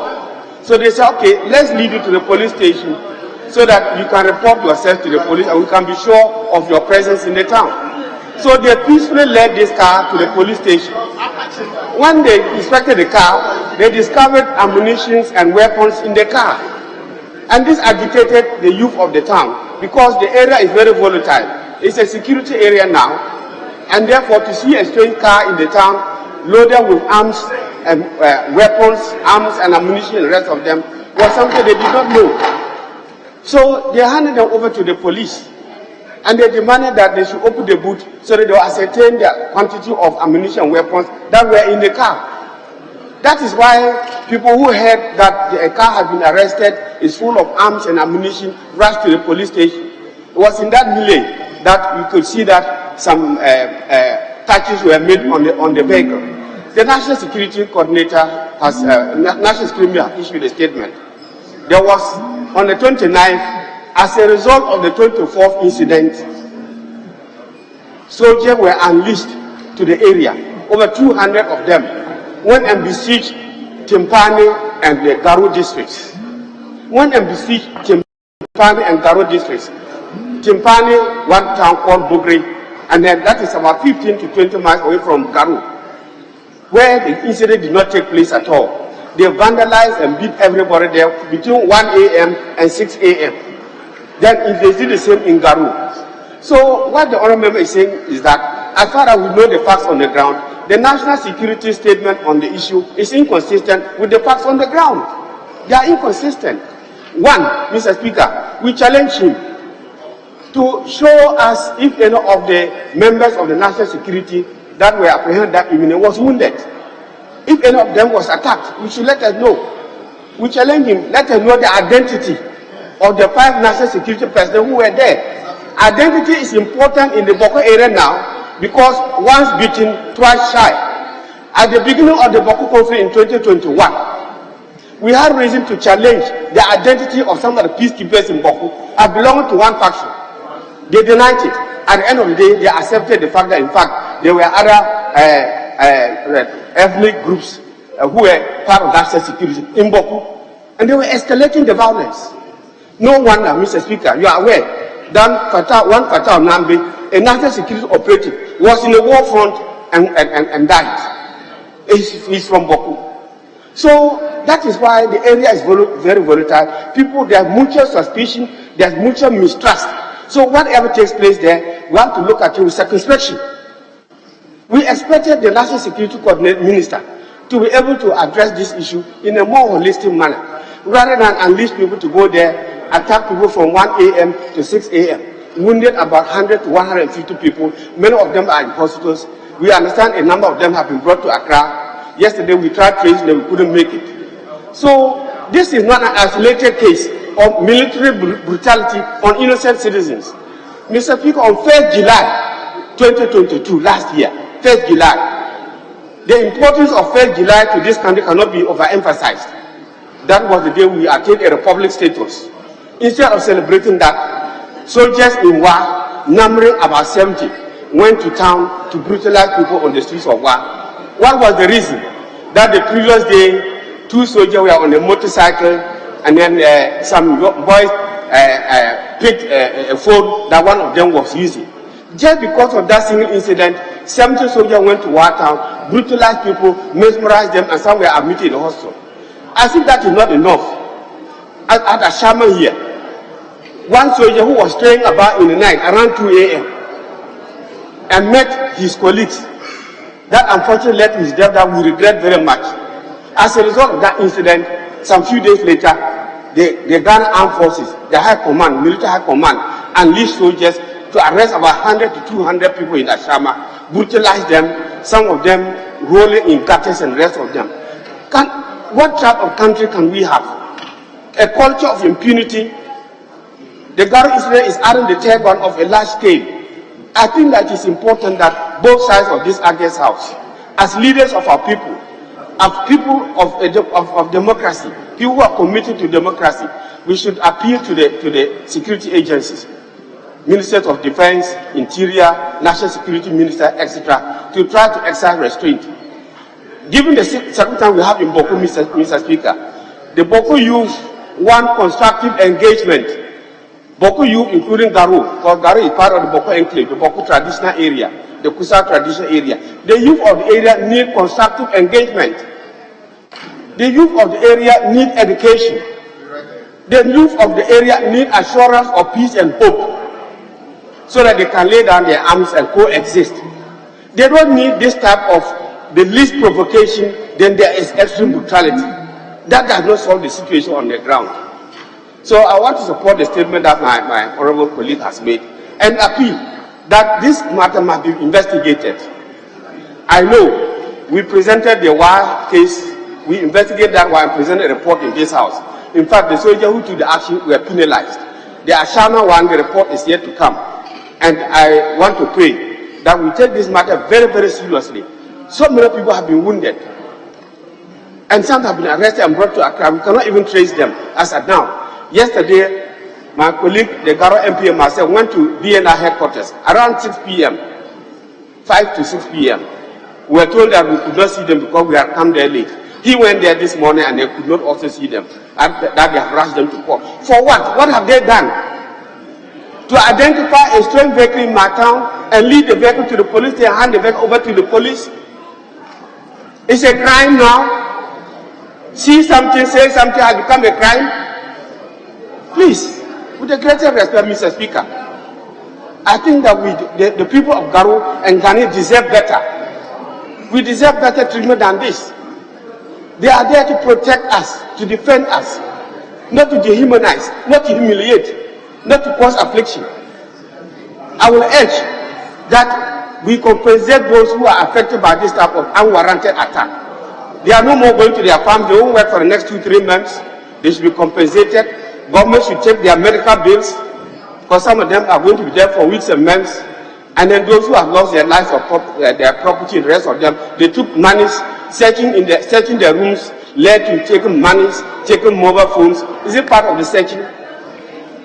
They said that they were searching for arms. They should come and show us which arm they retrieved. If they retrieve a single arm, they should let us know. But they said over 200 houses. If they receive a single arm or ammunition, they should let us know. So against the background of this, we all say that the incident in Garo was unfortunate. I will expect my honorable colleague, the Deputy Majority Leader, to try to address some of them with more seriousness than the alacrity with which he's, the bias, political bias with which he received this one. It's Garo's turn tomorrow, it might be Winneba turn tomorrow. If Garo's turn today, it will be Winneba's turn tomorrow. And at that time, he will want to make a statement and we will draw his attention to the conduct he put up in this August House. Mr. Speaker, we demand that those who have been brought to Accra be released unconditionally too, but there is no justification for their arrest. It is undermining, say something, see something. See something, say something. It's undermining that one. It's undermining the confidence, the trust, and the hope we have in the security personnel of this country. It is undermining that one. People are losing confidence in the armed forces. But Ghana armed forces have endeared themselves to the international community and all of us. They have a lot of respect and professionalism. Why is it they treat Ghanaians differently, Mr. Speaker? This is something of a national character that we must all look into the matter. It should not continue. This type of impunity, culture of impunity, disregard for civilians must not continue. Thank you so much. Thank you very much. Yes, let me go to Tema West. Honorable Carlos Ahenkro. Thank you very much, Mr. Speaker, for the opportunity to contribute to this very sad Honorable, you are speaking from Honorable Tenamense's seat. I'm only borrowing for a moment, Mr. Speaker, if you indulge me. You'll be recorded as Tenamensa. Okay, so Mr. Speaker, if you don't mind, just give me a second, let me move across. Go and do that. I will allow that.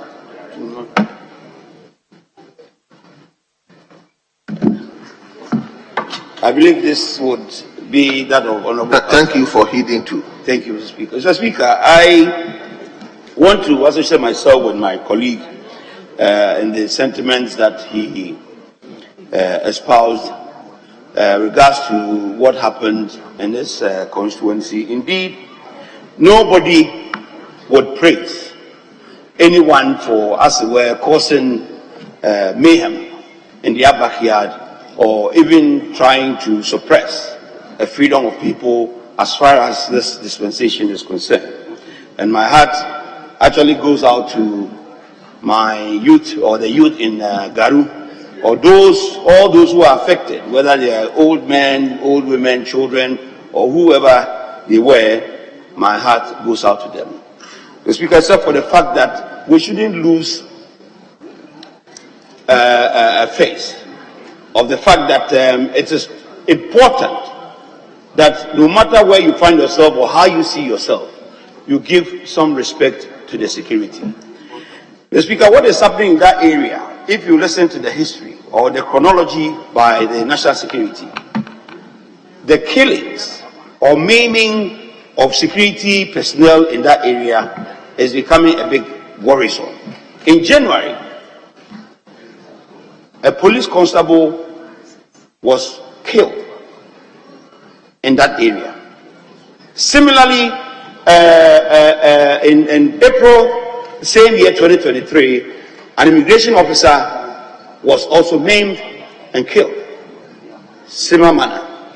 And not too long ago, or whatever brought about this situation, 5 national security personnel were attacked. As to whether their car was found in an obscure area or wherever their car was found, I don't think it is in the power of anybody in this country, in the hands of anybody in this country, to question and bring justice, instant justice, to people that they find unwanted in their vicinity. Meanwhile, if you listen to the story or whatever went on, these security personnel were, like shouting, telling these people, making them understand that we are national security personnel. We are national security persons. I didn't understand that they said, okay, then let's go to the police station and inquire. Or if you're a national security personnel, why are you not at the police station and you are hiding behind a church? I haven't seen any church in any town that is built in an obscure place before. I'm yet to see one. I'm not saying there's none. But the fact still remains that no matter where you find these people, no matter where you find how obscure you find this vehicle, you do not go attacking people because your mind tells you that they might be whatever or whoever. Mr. Speaker, it is wrong. And what is wrong is wrong. We all know how our security personnel or how our military operates. This is not the first time I've heard the military trying to, as it were, exact some kind of misproportionate, action to or reaction to an action. From the times of the Tagors and all these things that happened, well, remember when police personnel were killed and buried under a concrete building, they managed to find out where their colleague was, and they were able to bring their colleague out. And we all know what happened for them. This is way back in the revolution time. And from that time to date, what happened in Ashama, what happened in Kumasi and everywhere, we all know how they operate. You cannot take one of their own and go scot-free. Certainly, they would have to find wherever, they have to find the whereabouts of their colleague. Be that as it may, Mr. Speaker, we are talking about a situation whereby 5 AK-47 rifles went into the hands of people who are not supposed to handle these weapons. The national security personnel are claiming that when they were attacked, their rifles, AK-47s, were taken away from them. That is a very dangerous situation, especially if you consider what goes on in that area as we speak. We all know how dangerous, we all know how volatile and how inflammable matters around that area happens. If that were the case, that 5 AK-47 will go into the hands of the wrong people, then immediately it stands to reason that the military have to come in and retrieve their weapons. And Mr. Speaker, that is what happened. That they came in and decided that whatever the case is, these weapons, whoever has them has to retrieve. How are they going to get these weapons if they don't find out, or get people to question? So, Mr. Speaker, I am not standing in for the military. I am not confirming what they're doing, or I'm not supporting what they're doing. But all I'm saying is, as members of parliament, as Ghanaians, as representatives of the people, we should understand that if we compromise our security in Ghana, you and I will be the first people to suffer. And that is the truth. If we are not careful and we allow people to disrespect the military, if we are not careful and we allow people to tread upon the might of the security that we enjoy today, the first people to be attacked will be you and I sitting here. Why? Because it is believed that all the money in Ghana is with politicians. Whether that is correct or not, I don't know. And so if somebody wants something, where do they go? If they want money, they have to go to the people that are assumed to have all the monies under their beds. And that is what you and I have to guard against. That if a security personnel is attacked, we should call on those who have done that act as barbaric and not acceptable in our society. This world of ours, this peace that we are enjoying, you might not see how important it is, but do not take it for granted.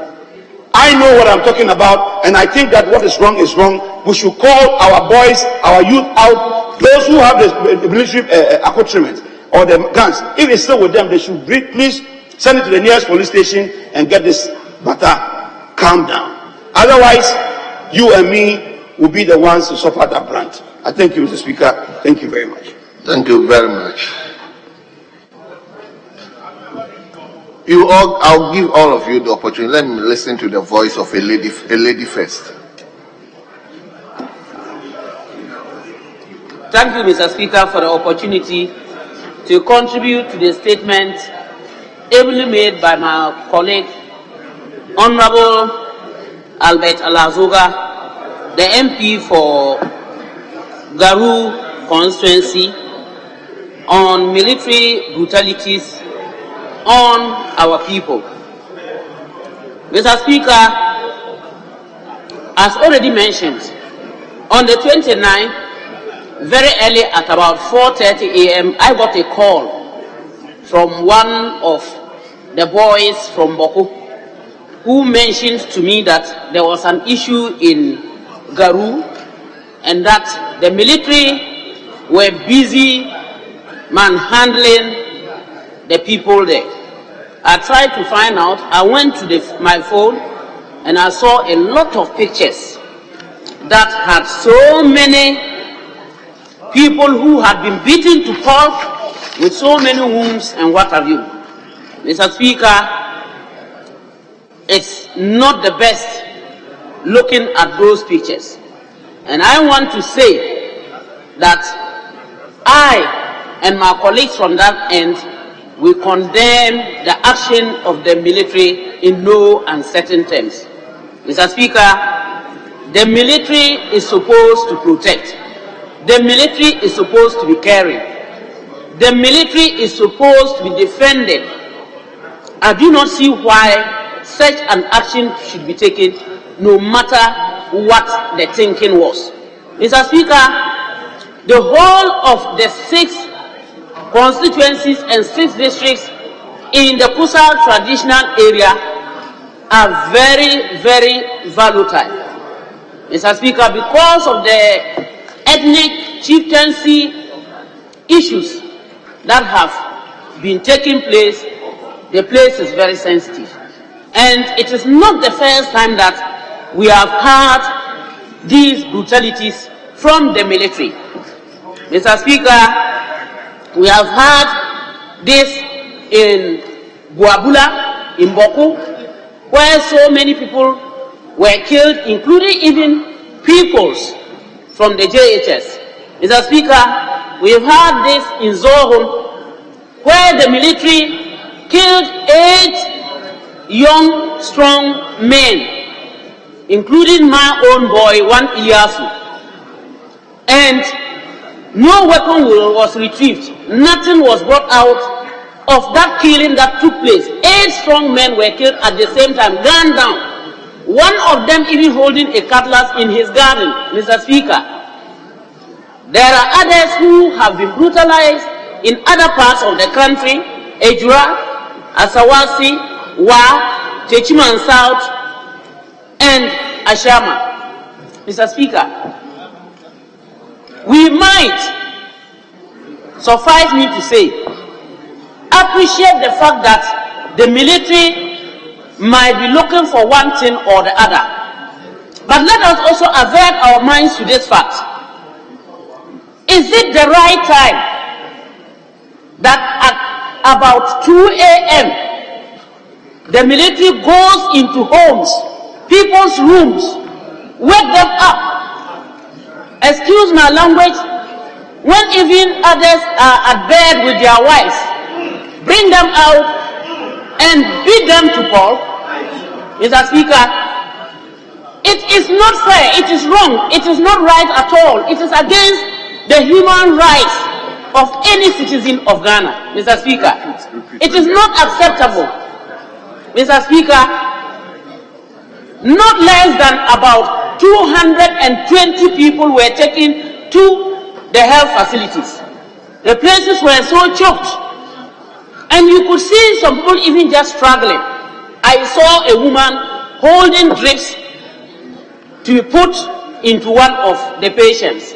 I do not know whether it's the husband or the son. Very pathetic, Mr. Speaker.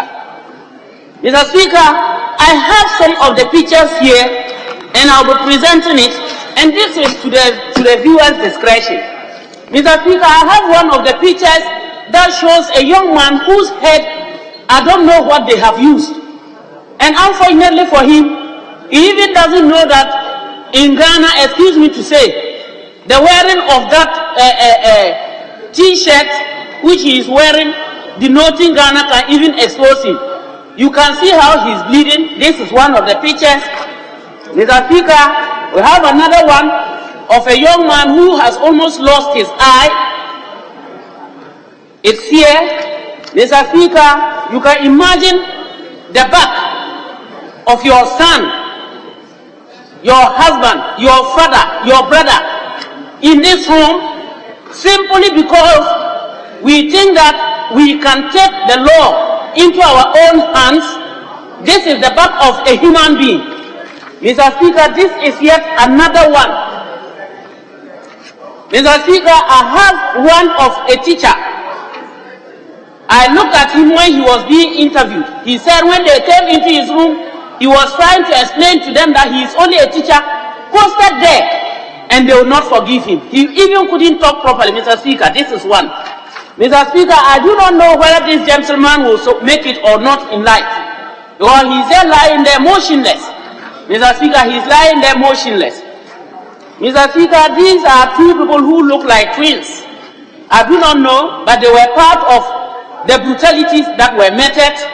Mr. Speaker, look at an array. This is an array, just like sardine, being packed of men who have been malhandled and have been carried to the hospital. Mr. Speaker, this is a very interesting picture of 9 of the persons who were taken after the maltreatment. 9 of the persons who were taken. This is their picture. At the left-hand side, and that is to your right, Mr. Speaker, you can see a young man whom they have used a military trousers, if my eyes serve me right, around his neck, and they are pointing a gun to his head while he is looking to the sun. This is Ghana for us. This is Ghana, and we call it a democratic state. We say we are practicing democracy. I think that if even these were armed robbers, as colleague Ghanaians, this shouldn't happen to them. Mr. Speaker, the worst is this. If you look at this one, you can see the way the military man has raised a stick, positioned himself to hit a human being, a Ghanaian, a person from Garu, a citizen that has got the right. You can see it here. Mr. Speaker, with these, I would present them to you and your outfit just to support what we are saying. Mr. Speaker, we followed up. I was one of the persons who continued to ask what the cause of this brutalities is. I continued to ask. And later on, I got a message that on the 24th, there was a vehicle that had been found somewhere in Garu. And when the youth around questioned, it was mentioned that they are national security. According to them, there were about 5 persons, all 4. I'm not certain of the number. When they questioned them, they said, oh, they were on assignment. And so the youth said, if you are on assignment, you shouldn't be standing here. Why are you not at the police station? Yes, Mr. Speaker. And then you come in today and you go in between people, harassing them, doing all manner of things, and say you want to retrieve weapons. Whom are you looking for? How are you going to get those weapons if even you think that the weapons are there? Which is not a fact, Mr. Speaker. Mr. Speaker, I think we need to be conscious and careful. My constituency is a step away from Timpani. We share the same boundary. And I believe that anything can happen because it's becoming one too many in the area. It's becoming one too many. I'm not in any way supporting any violence. I'm not in any way supporting any attacks. Neither am I supporting any misbehavior by the youth. But I am saying that we shouldn't take the law into our hands. We shouldn't continue doing these things to the extent that we lose trust. Because what is happening in those 6 districts is making us lose trust in the military. And that is very bad. Mr. Speaker, I'll end by saying that it needs serious investigation. Questions need to be answered. Last but not the least, the 9 people, as I have them in the picture here, who are currently being held in Accra, we want to urge that they should be released because nothing has been found on them. Nothing has been seen with them. So I thank you very much. I'm very grateful. And I'll say the youth and people of Garu and Timpani, all those who were hurt, I wish them a speedy recovery. They should stay calm, peaceful, and let's hope for the best. I thank you for the opportunity.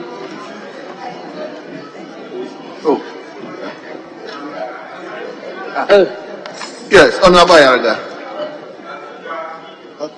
Like you will let Honorable Ayarga speak, so that Ayarga will speak on behalf of the leadership. Okay, the last among the two will speak on behalf of the leadership. I want to speak. But why do you say the last? Thank you. Thank you very much, Mr. Speaker. Mr. Speaker, the facts are very simple, and we must be fair to the facts. So, Speaker, a Land Cruiser number GS 7520, registered in 2022, was found in Garu, covered in dust, parked behind the church. The person who saw them decided to approach and find out who they were and what they were parked there doing. When he got there, the occupants of the Land Cruiser said they were from national security and that they were tired and they were lost. So he offered to lead them to the police station. He offered, those are the facts. I know him, I spoke with him. He offered to lead them to the police station. So he got on his motorbike. Go and rest. He got on his motorbike and led them to the police station. But he called other people. So when he got to the police station, other people also arrived at the police station. And then when they said they were national security personnel, the boys were not sure and said they should prove that they were national security personnel. So they spoke to the police officers. And the police officers got back to the boys and said that they had confirmed that they were national security personnel. So the boys said, okay, we want you to search the vehicles so that we will see what is in the vehicles. So the police obliged, and then the occupants of the vehicle also obliged and agreed that they should conduct a search. When they conducted the search, they found automatic rifles in the vehicle. They found pistols in the vehicle. They found ammo in the vehicle. They found bulletproof vests in the vehicle. So the boys naturally became apprehensive. They were not sure. And this was because of the circumstances around Boku. And my senior honorable advocate has already explained some incidents that happened in the past in which some alleged national security persons were alleged to be involved. So when they said they were national security, the boys said, well, we've had some experience with some alleged security personnel, so we are not sure. So we'll let you go. Let's do some more investigation. So the police asked the personnel to remain in the police station till the following day, so that further investigation will be conducted. That was what happened. Whilst they were at the police station and the youth were all standing there, let's be fair to the facts. Somebody unknown to the youth who were standing at the police station from a distance fired a gun at the police station. Somebody else. Even though the young people were also standing there, but any of them could have been hit. So they all ran away and left the scene, but later came back. Nobody knows who fired the weapon at the police station and hit the vehicle. But a weapon was actually fired. We have to be fair to the facts. Nobody was injured. Nobody was injured. Mr. Speaker, the following morning, I called the Minister for National Security and asked him whether it is true that he had sent operatives into Garu. He confirmed to me that he had sent operatives into Garu and told me what they were there for. I can't disclose that. So I called them back and told them that those people are indeed national security personnel. So please, stop interfering in the work that they are doing. Then a contingent of soldiers from Boku came to Garu, and then they all escorted the Land Cruiser and the personnel to Bolgatanga. Those were the facts. Those were the facts up to that moment. Until the 28th, again at 3 a.m. I received a call that soldiers had besieged Garu Timpani, Garu Timpani, and then Bugri, and they were beating everybody that they came across. So again, I tried to reach the Minister for National Security to find out if he was aware of what was happening and if he could ask his men to withdraw. I did not reach him. Subsequently, a few hours later, he called me back. I was outside the country, and so he was also outside the country. So he called me back, appearing not to know about it, but promising that he was going to check. Later on, the soldiers withdrew from the area. By the time they withdrew, they had ransacked homes that they came across in Timpani, in Garu, in Bugri, and this was the modus operandi. In Bugri, they landed, about 40 of them. Then they distributed themselves into a team of 4 each, and then they went in different directions. They would knock at your gate. If you don't open, they will break open. They will come into the compound. They will knock on your door. If you don't open, they will break open. They will bring you out and ask you that you should bring that weapon. I'm not keeping a weapon. You're asking me to bring a weapon. How can I produce a weapon when I don't have a weapon? If you don't produce a weapon, they will beat you mercilessly. That was what they did in almost every house. Women, men, young people, old people, because it was 3 a.m., it was dark. And they continued till about 5 a.m. in the morning. And after they were satisfied with beating everybody, they then selected a few people and carried them to the camp at Bazua and beat them again. 8 of them. One of them was my assembly member. The assembly member for Kuka electoral area, an assembly member.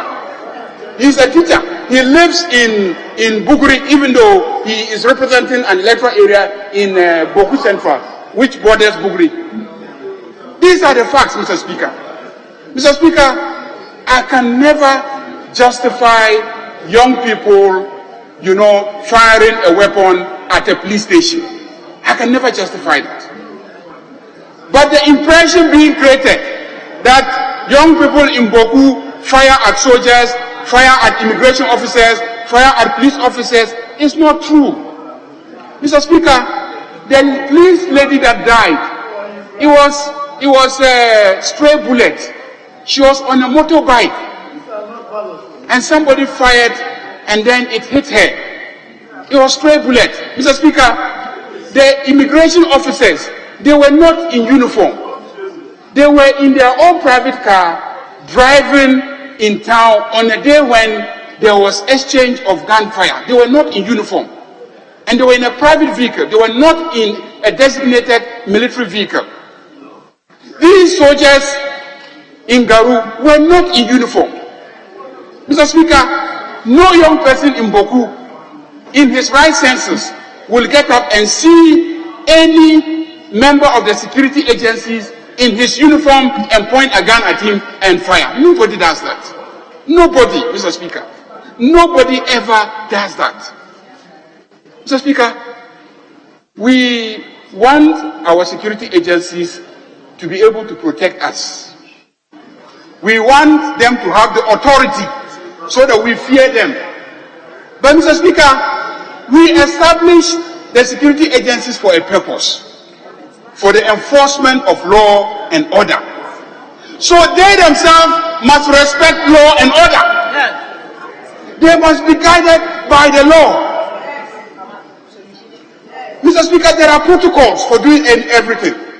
How can one person fire at a police station in Garu, then the Ghana Armed Forces will go to Bugri, which is about 15 kilometers away from Garu, go to Timpani, a completely different district from Garu, and then come to Garu town and then round up every single person that they come across and beat and maim and injure and then take some back to their camp and continue the molestation. What kind of country are we living in? Mr. Speaker, is it not possible, Mr. Speaker, is it not possible that on that day, our colleague, the Honorable Member of Parliament, might have been visiting a girlfriend and he will be at that point when they will come and attack?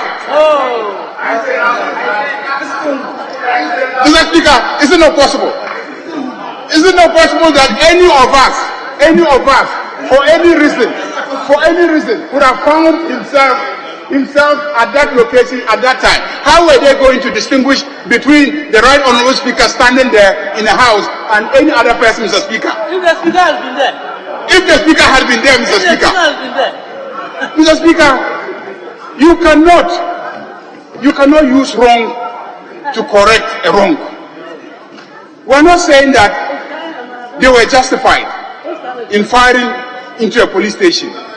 Mr. Speaker, like the Honorable Cletsovoka has said, when they find a strange person within their midst, they have a right to approach them and find out who they were. How will they know from a land cruiser standing that it's a national security operation? What national security operation? So, Mr. Speaker, we cannot fault the young people for insisting and demanding an investigation as to whether or not those people were actually national security persons. But also, we cannot explain away firing a gun into a police station. We cannot explain that away. But we cannot also justify military going to a town and rounding up everybody and then just beating up everybody. That is not what happens in a country that has a constitution that is defined by the rule of law. A country that has a constitution that has enshrined in it fundamental human rights. A country that has a constitution that says that everybody, even when the person is suspected of having committed an offense, that person must be treated with dignity, Mr. Speaker. Go to Article 15 of our constitution. Even when somebody has committed an offense and you have arrested him, the Constitution says treat the person with dignity. Mr. Speaker, the pictures that Honorable Ladi Ayamba has shown to all of you in this chamber is this manifestation of an armed forces that is properly trained and disciplined and understand our Constitution and the need to uphold it and treat citizens whose taxes pay their salaries with dignity. So, Speaker, I will not defend wrongdoing by the boys in Boku. But I also don't think that it is fair for the military to behave the way they are behaving. Ashama, we saw it. While we saw it, Boku, I have seen it several times. It has become a culture there. Mr. Speaker, we must put a stop to what our military is doing. That is why, Mr. Speaker, you must assert your authority and instruct a serious probe into this matter, Mr. Speaker. You must instruct a probe into this matter, and then we must invite the senior leadership of the military and have a discussion with them about this persistent conduct of the military. We must. Mr. Speaker, anytime that they say anyone from their group has been touched, they will go and touch everybody in the community. And yet, not all of them wear uniforms and go around. Not all of them. You have girlfriends, you compete with people over girls. If you don't wear your uniform and go there, how will people in the community know that, you are a military person? So, Mr. Speaker, let's probe this matter. And let's not just probe Garu. Let's do it across in terms of all the persistent misconduct of the military and agree on rules of engagement of the military and give clear instructions as a parliament. That is why the people have elected us, to defend them in times like this. So, Speaker, it is with regret that I contribute to this statement. And let me join my colleague, Honorable Ladi Ayamba, to express our sympathies to the victims of the atrocities. So, Speaker, we appeal to those who can help to send some resources. I am personally sending some support. My colleagues are sending support for the victims. They are injured. Our colleague, Honorable, not Albert, Lydia, is presently in the constituency, nurturing the wounded, nursing the wounded, and then assisting those who have been affected in her constituency. Mr. Speaker,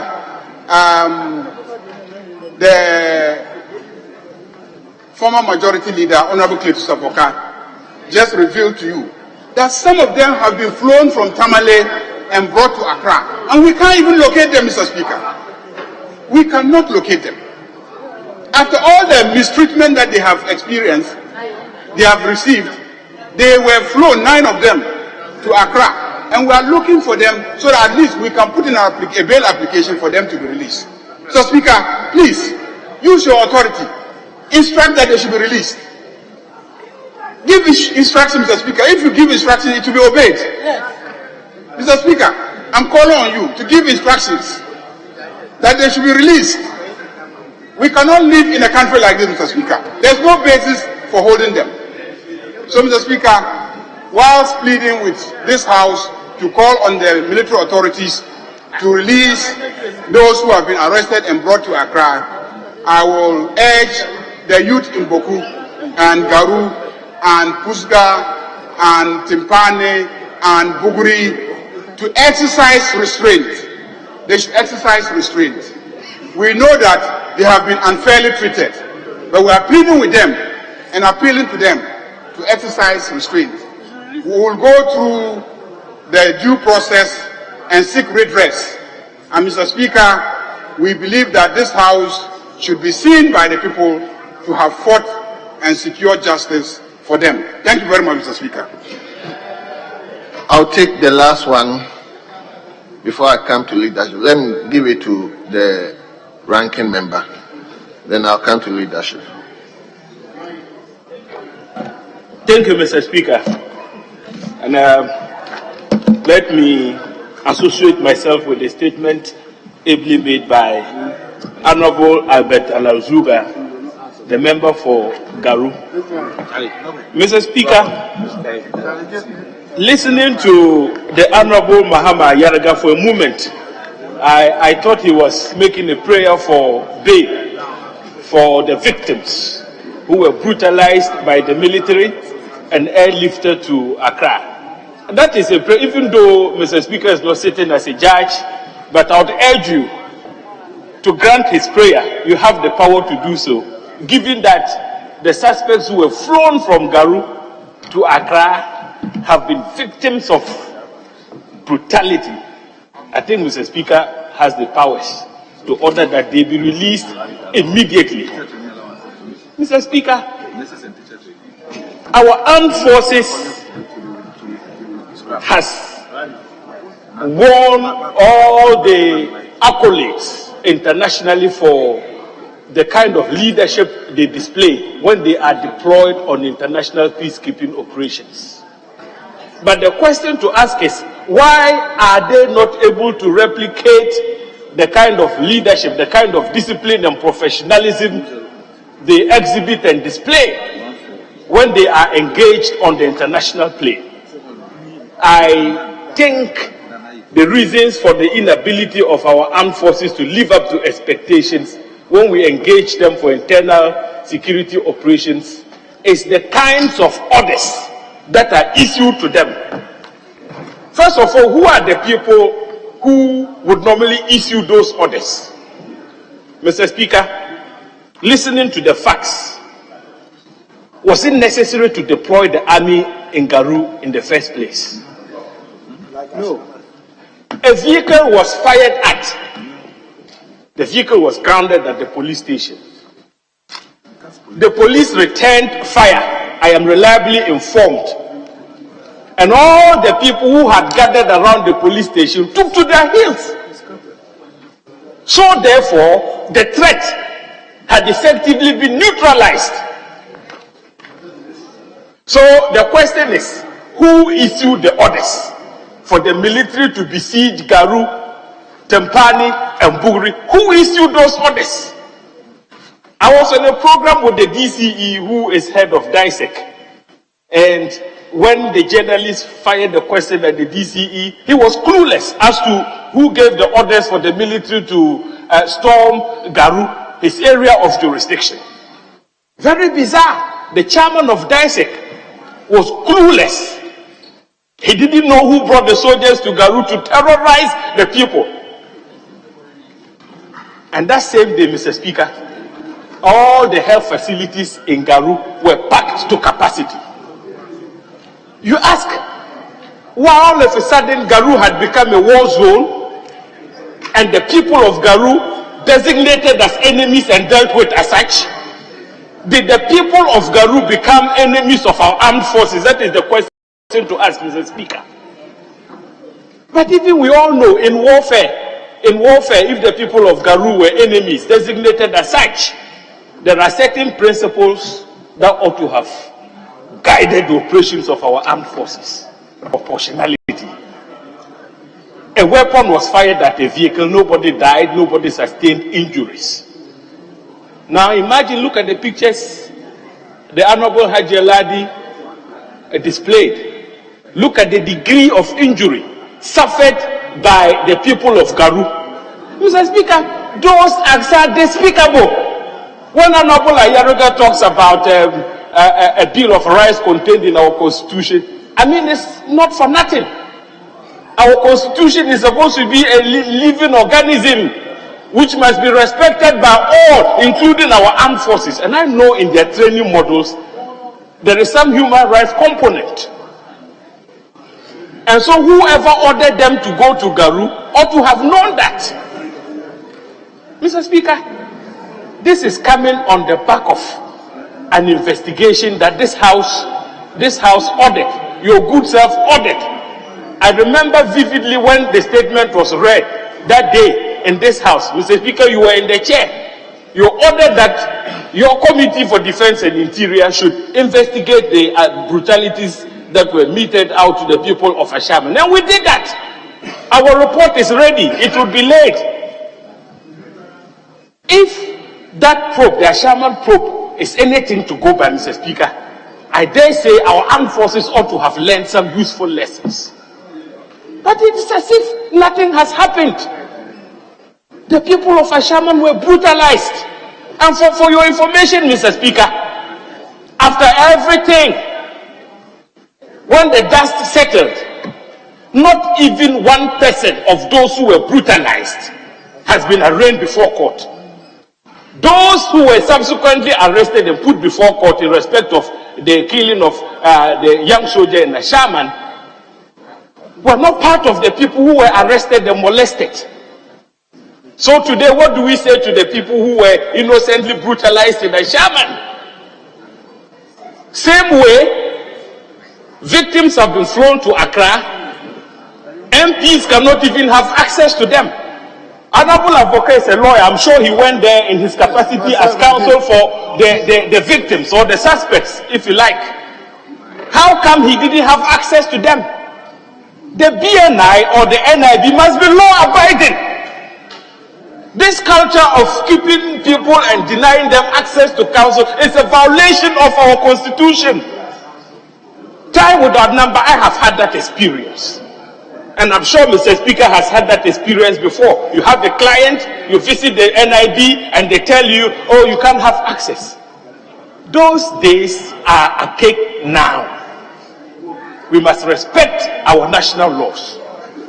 And so, Mr. Speaker, I'm saying that, look, Honorable Carlos made a statement here. He said some weapons, they were in set of weapons. He spoke as if some weapons had been seized from the military or the security agencies, in Garu. That never happened. If you listen to the narration of Honorable Ayaraga and even the Honorable Cleto Savoka, those facts are not accurate. No security person lost a weapon. So, if the idea was to search for weapons, you go to Garu, you do cordon and search. Yes. But if you search and you don't find weapons, why beat up people? Why torture the people? Torture is a crime. If you look at our constitution, it has been prohibited. Why torture them?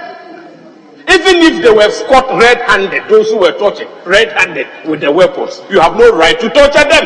You have no right to beat them.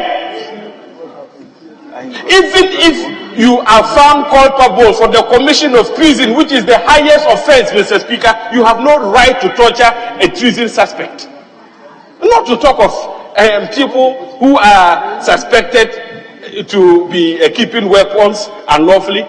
You do your cordon and search. If you recover weapons, yes, so be it. Arrest the suspects and put them before the court. So, Mr. Speaker, we're saying that we've had enough of the abuse and misuse of our military. Yes, the military shares in the blame, but most of the time we are quick to order our military to intervene in internal security operations. It shouldn't be the case. This House approved of the budget of the police service for formed police units to be created across the country. We now have them. They have been trained professionally to handle such situations better. The training of the military is very different and unique. So let us see them use more of our SPU for internal security operations. And it is only when they are overwhelmed, then you bring in the military as a last resort. But unfortunately, what is happening is that our military have been turned into first responders, and that is partly the reason why we're beginning to see some of these atrocities committed all the time. War happened. Yes, in the case of war, those soldiers who were found culpable were dealt with in accordance with their regulations. The Ashaman report is yet to come out. The Chiman also happened. You know, we are counting and counting and counting. There has to be an end in sight for us, Mr. Speaker. And so I want to support the calls for a probe. The Ashaman report is ready. The media, some have said, oh, we went to sleep with respect to Ashaman. We didn't go to sleep. The report is ready and would be laid even today or tomorrow. Once it is laid, Mr. Speaker, you see the recommendations we have been made.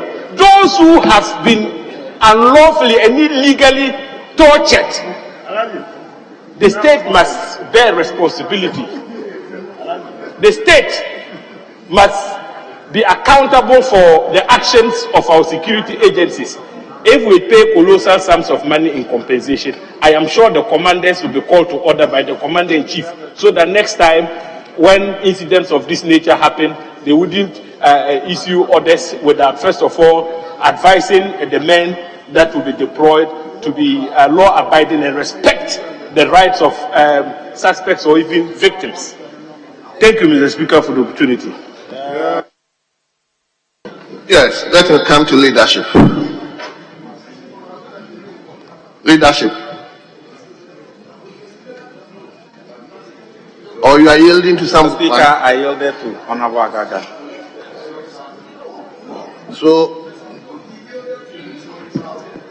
no, I called Agaga myself. Leader, I'll come to you.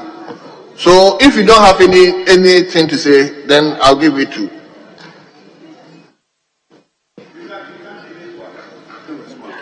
Mr. Speaker, there's no way I have nothing to say, but I thought you were dealing with the numbers. But once, Mr. Speaker, you are going strictly not with the numbers, I have some comments to be made. And I have to begin from where the former majority leader ended. Mr. Speaker, we are all encouraging Ghanaians that if you see something, say something. With the current happenings, can we continue with if you see something, say something? That aside, Mr. Speaker, a number of these have happened. And I think something wrong has been done to our security services. Mr. Speaker, may I take you to the days when the NDC government was in power. Mr. Speaker, when the incident of Major Mahama happened in 2016, Mr. Speaker, an officer of the Ghana Armed Forces, captain of the Ghana Armed Forces, Mr. Speaker, was murdered in the course of duty. Mr. Speaker, not even a single finger in Dentra Obuasi got affected. What has happened? Mr. Speaker, leadership by example. Something wrong might have been happening to the leadership of our security services. And the earlier we investigated and found the root cause of this, the better. Mr. Speaker, a captain of the Ghana Armed Forces, in the course of duty, lost his life, nothing happened. A private soldier in the night, traveling, was attacked, and the whole community in Ashama was brutalized. What has gone wrong? Is the Ghana Armed Forces still the same that we had yesterday? Not so long, Mr. Speaker. I visited Rwanda together with a colleague on the other side.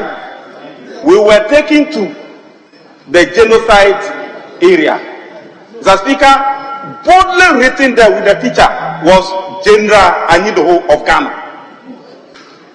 And the people of Rwanda are proud of the excellent qualities that the Ghana Armed Forces exhibited in Rwanda.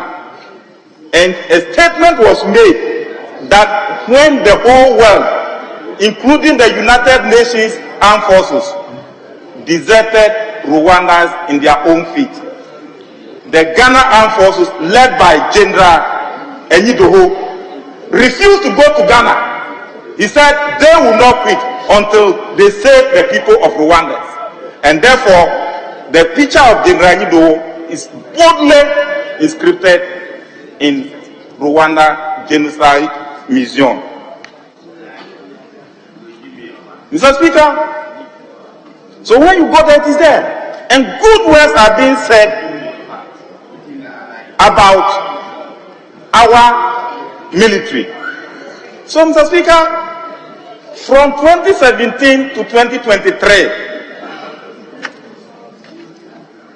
bad things are happening in our security services. And Mr. Speaker, to quote my good friend, Honorable Carlos Ahinkra, he said, we must all work together to protect our security services. And that when the security services break down, we will all be victims. It is true. Mr. Speaker, certain things have definitely gone wrong in the security services. And Mr. Speaker, I can boldly say that I'm proud of our records in those days. To correct myself, Mr. Speaker, the incident of Major Mahama happened in 2017 and not 2016. I must correct it. Meaning before 2017, those incidents were not happening. Mr. Speaker, what has changed? What has changed? And the sad aspect is what the Honorable Ayariga said, that the supposed incident that everybody is claiming happened in one community, but about 4 towns widely apart were all affected. Mr. Speaker, what is happening? What is happening? Mr. Speaker, growing up, we all heard about national security. Even the name national security was not that common. They were not known. But now, Mr. Speaker, it's like everybody holding a Gota phone has become a national security. Even once you are not using a smartphone, you are national security. It's a matter of getting a young phone and coming, we are for national security. Mr. Speaker, we don't build a national security like that. Somebody can come and say, I'm BNI, I'm NIB. Mr. Speaker, growing up, those people were not visible. They were not even introduced. You could not even know a number of them. But it's like our security operandi or architecture is changing. It happened to Major Mahama in 2017. It has happened to a police constable. Now even police personnel on duty are being shot at. Mr. Speaker, the myth surrounding our security services has been taken off. And the earlier we set for it, the better. Growing up, one police officer could contain a community because we had respect for the uniform. But what has happened? So we should not trivialize matters of this nature. We must look for the root cause and get them solved. The worst aspect is, but I'm happy that the Honorable Ranking Member has said that the committee investigating the Achama incidents have finished and they are bringing their report. Mr. Speaker, reports or investigations must not become like obituary. We did not set a committee to bring a report and when it is debated, that is the end. They must bring recommendations and we must bring set incidents to their finality. We haven't finished with Ashama, you are bringing Garo, you are bringing Timpani, you are bringing Bugri. Not so long, for in Kwanzaa North, the Honorable Ajefun was shouting to the rooftop about a constituent called Donko, who was also killed in such brutality. Look at what has happened. And you think it's a matter of just the MP making a statement that we come and talk it and go. We must not discuss this one and go. So I want to confirm or reaffirm the appeal made by the Honorable Mahama Yarga that, Mr. Speaker, you must direct an investigation into this. We must probe this incident. He said they started small like this in Boku. Now it has become like a culture there. It is starting in Bugri, starting in Garu, starting in Timpane. If care is not taken and we don't find the root cause early and cut it, Mr. Speaker, when that place is also gone, then we are dead. Mr. Speaker, we have not identified the comparative advantage of Boku, Garu, Timpane in the Sahelian area. It is an area that can facilitate the trade hub of the West African sub-region. Don't we know the use of those areas? And we think it's like a Siberia. Mr. Speaker, never. The economic importance or opportunities of the comparative advantage of the Garu, Timpani, Bugri, and Boku area in the Upper East region cannot be overemphasized. We don't know how to tap into this. If Burkina Faso after Boku can make it, Niger after Boku can make it, then we are trivializing. Now we are destroying the place. Mr. Speaker, I want to call on you. Call an investigation into this. Or we can set a committee, call on the Defense and Interior Committee to investigate and bring recommendations, bring the root causes. Other than that, people are talking as if the people did something wrong. No, Mr. Speaker, until an investigation is done, we can neither believe what the national security is saying or what whoever is saying. So it is a case or incident worthy of investigation. And I want to emphasize once again that the call is germane and is in the right direction. I want to end my submission here, and I think all the 275 MPs. There is a saying that Abrich Riban was here to animate on the Anton. Esi Fonton from Etariabe to Kongobeka say Banchinia. So today Fonton from is on Garu. Then tomorrow Fonton from maybe my good friend from Winneba. And when it happens, we must all support him. So I call on Honorable Afenyo Makin, the acting leader of the House currently, the Speaker, to reaffirm the position I'm suggesting. And together, we'll gently call for a probe into it and bring the matter to a finality. Thank you for the opportunity. Yes, Honorable Deputy Majority Leader.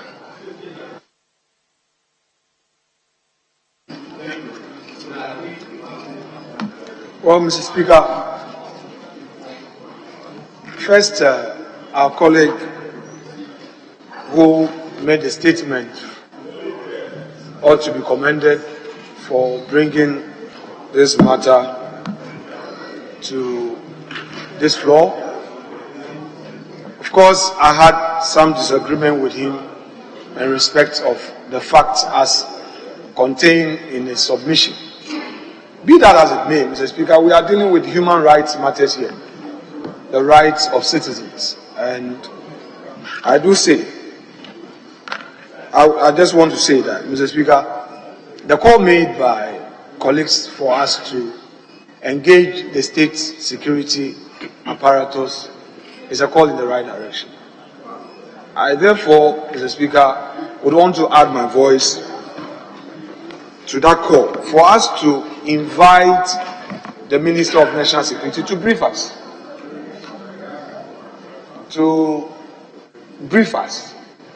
We have a Defense and Interior Committee of Parliament. So, Mr. Speaker, an invitation to the Minister of National Security with all his security couples to give us a full briefing, which briefing will become a subject matter of further discussion is is well-founded. 2, the issue of the rights of those who have been arrested. I believe that at this point it's a matter of law. I disagree, most respectfully, with Honorable Ayerega in the aspect of his submission to the effect that Honorable Agava, in the aspect of his submission to the effect that Honorable Cletus Avoka was at the NIB and was indeed denied access. I want the records to be corrected. He, upon conferring, because I wanted to add my voice to it, he, as a senior member, said no. He was rather there after 5, and he was told that they had closed.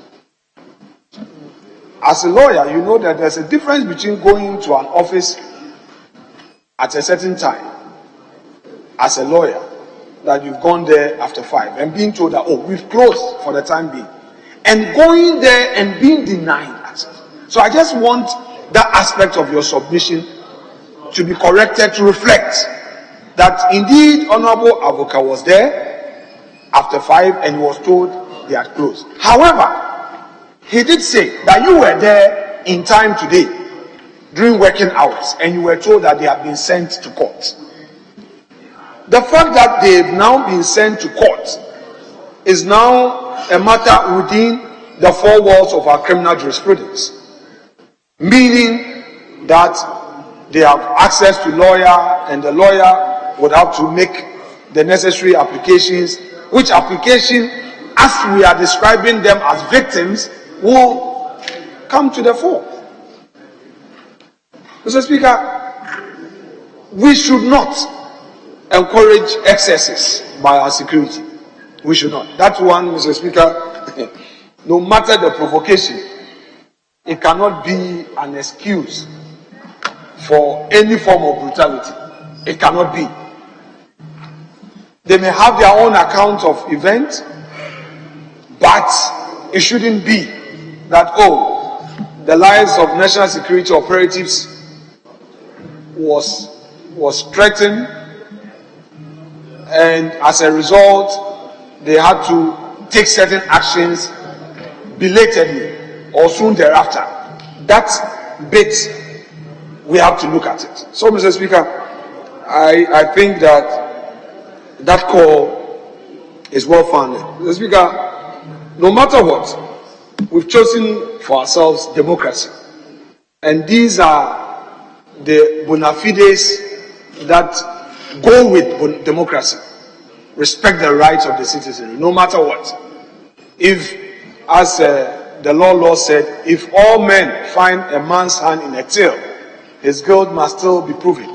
So, no matter the situation, you need to painfully exercise restraint, go through the rudiment, effect an arrest, don't get a cane to lash somebody.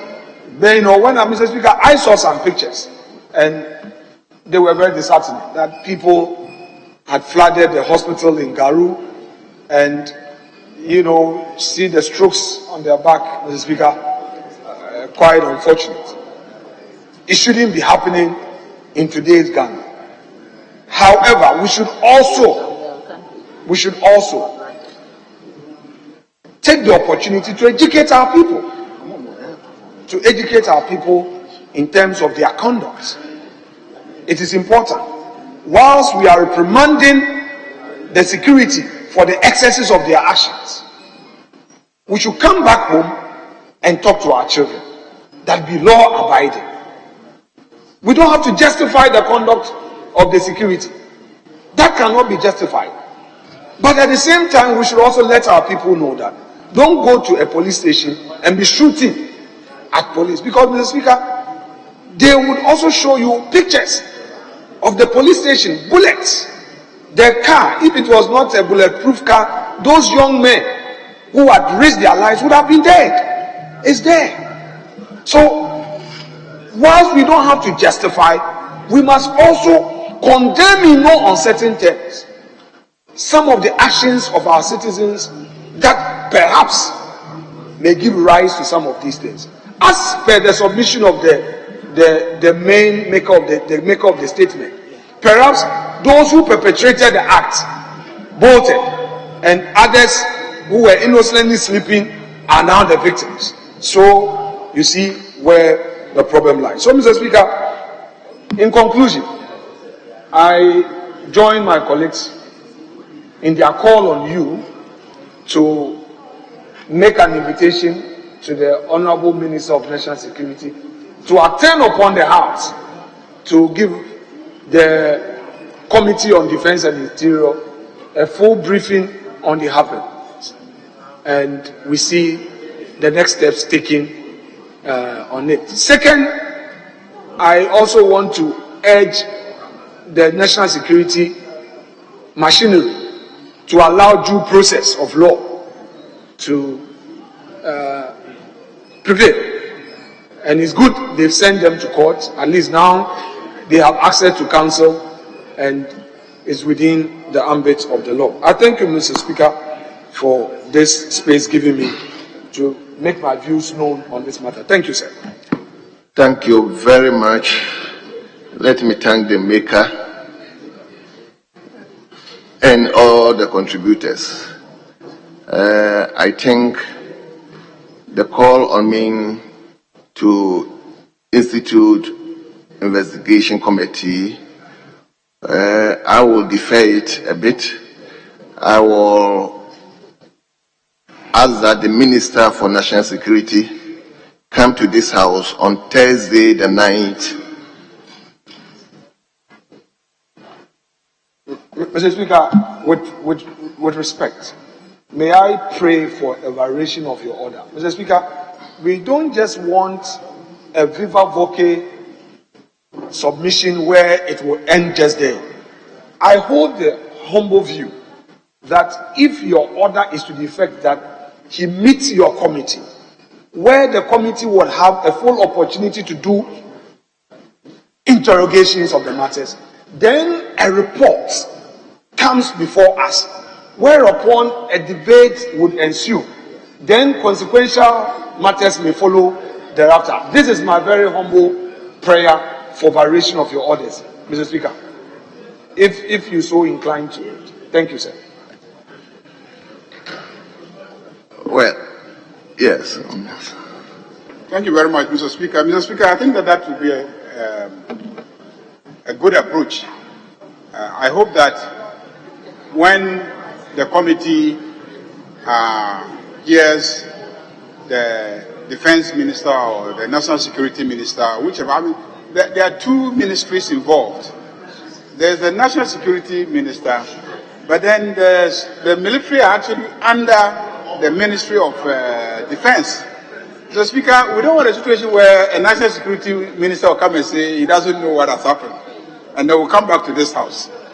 We know that the people who went to Garu said they were national security operatives, but the people who went to vandalize the people, are military personnel. So the two ministers should come and brief the committee as to what happened. No, my orders was to just invite the minister to come to the plenary here. But Honorable Deputy Leader is asking me to do a bit of variation, just to invite the minister to appear before the Committee on Defense and Interior. That's why I wanted your view, Leader. The Speaker, committee deals with referrals. And if the Minister for National Security or Defense appears before the committee, it's not going to be in public. Then they will in time submit a report to us, which will be debated. But you were going on that tangent of inviting the minister where you were deferring your investigation. Well, you said the call to investigate was to be deferred. That's how you began. And that you were proceeding to invite the ministers to come and brief the House. If the ministers come to brief the House, the Speaker, that one, we'll all have the opportunity to make it interactive like we have done. Then if it is the need that after the ministers have come and there is no, that cannot bring finality, then we can now call, well, the minister is the one who is coming. Even the victims, they are insulted that the lawyers cannot even have access to. We don't know their whereabouts. So, no, seriously, they are still not out. They are in the police custody. Yes. So if the minister comes, there will be the need to hear from the victims as well. So your deferring of the investigation, we have no problem. Your calling of the minister to come, we totally agree. When the minister comes and we are not able to bring it to finality, when there is investigation, we will have access to the victims and hear their other parties. But if you say the committee, the speaker, the minister will just appear before the committee, then they will bring secondary information. Honorable Ajia Ladi is not in the Committee of Interior. Honorable Garu is in the Ment Committee. The members, some of the members who are seriously affected are not even members of the DC. So, Mr. Speaker, your call, original call, is what I think will help save the situation. Yeah, leader. You see, my opinion is that apart from the maker of the statement, most of the contributors have stated their side of the story. So I would like the minister to be here, listening to this and knowing what is actually taking place, to come and brief the House. And afterwards, if there's a need to refer the minister to appear before the committee that will subsequently be set, to just sit down with them and bring the report back to the House for all of us to. So at the moment, what I want to do is to invite the minister to appear before the entire House, come and brief us. Probably what we are hearing is different from what the minister has at his lips. So let's invite the minister, appear before the House. Probably he might have heard all what is going on. He will come and brief the House, and we will take it from there. So that is my that is my directives, that the minister appear before the House on Thursday night of November. Mr. Speaker, as it pleases you, sir. Very well, thank you. So the Minister for National Security, Honorable Kretus, let me give my orders.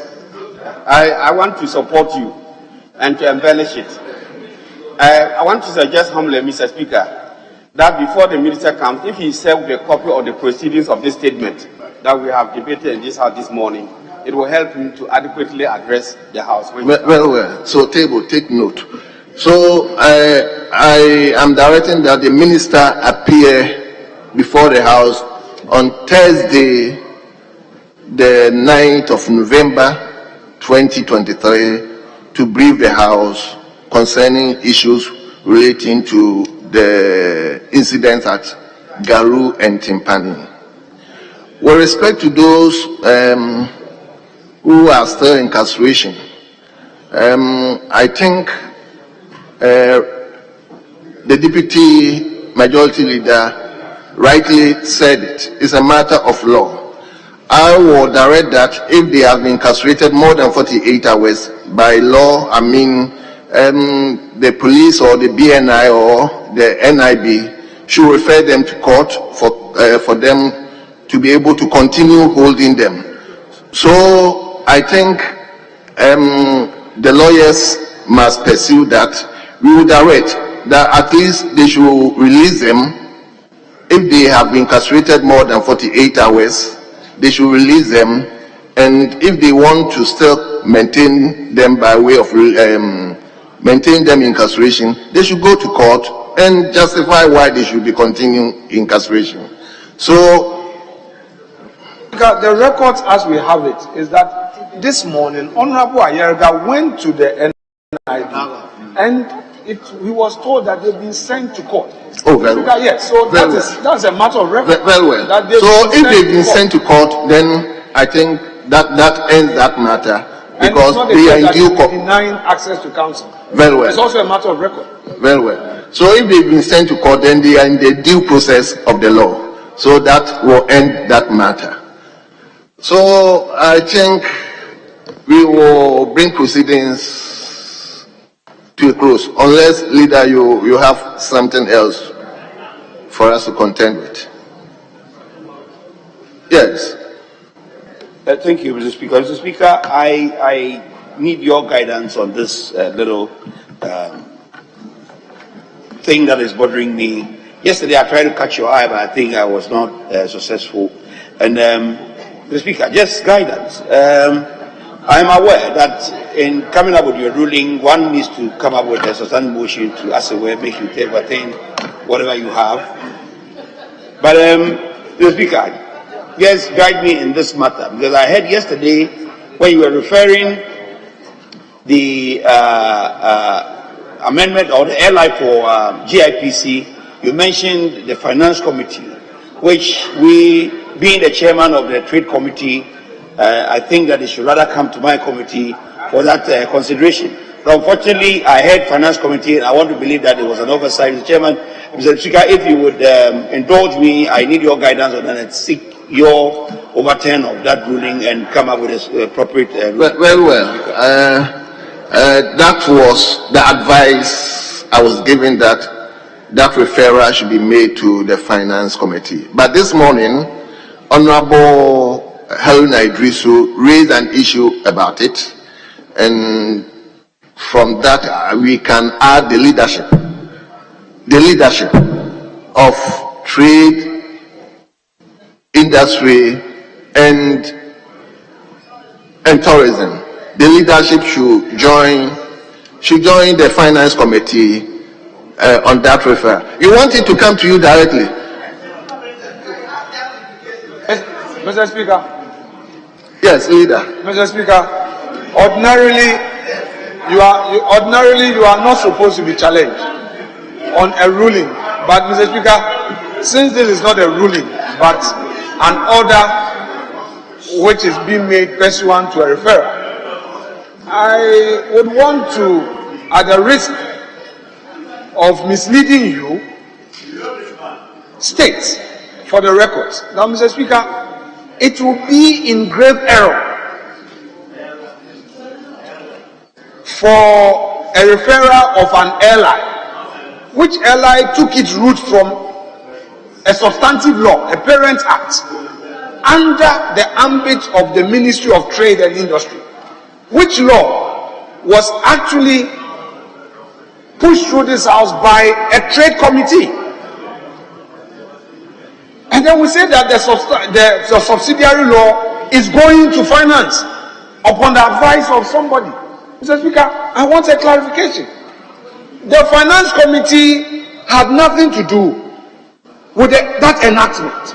And we know that an ally comes as a subsidiary law which is aimed at operationalizing the Parent Act. So, Mr. Speaker, the Trade and Industry Committee would have to do this in as of right. It's a matter of procedure and law. Honorable Leader. Because unless I don't get the facts I put out right. Honorable Leader. Yes.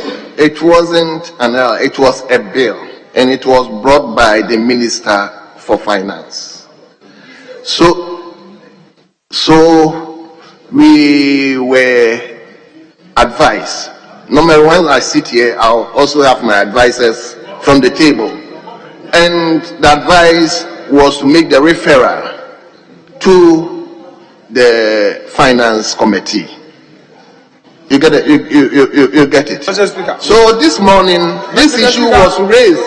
Mr. Speaker, with respect, his application, Carlos, Honorable Ahinkwa, please pay attention to Mr. Speaker. You must have the correct set of facts. Your argument, which argument I'm supporting, was to the effect that a GIPC law, which was passed, now has an ally, which ally has come before us and has been wrongly referred to the finance committee instead of you. Mr. Speaker's contention is that no, this is not an ally, it's a bill. Mr. Speaker, that's why I'm drawing his attention. That Mr. Speaker's argument is that there's a bill from the finance ministry, which bill has been referred to the finance committee. So restate your point. Is it a bill or an ally?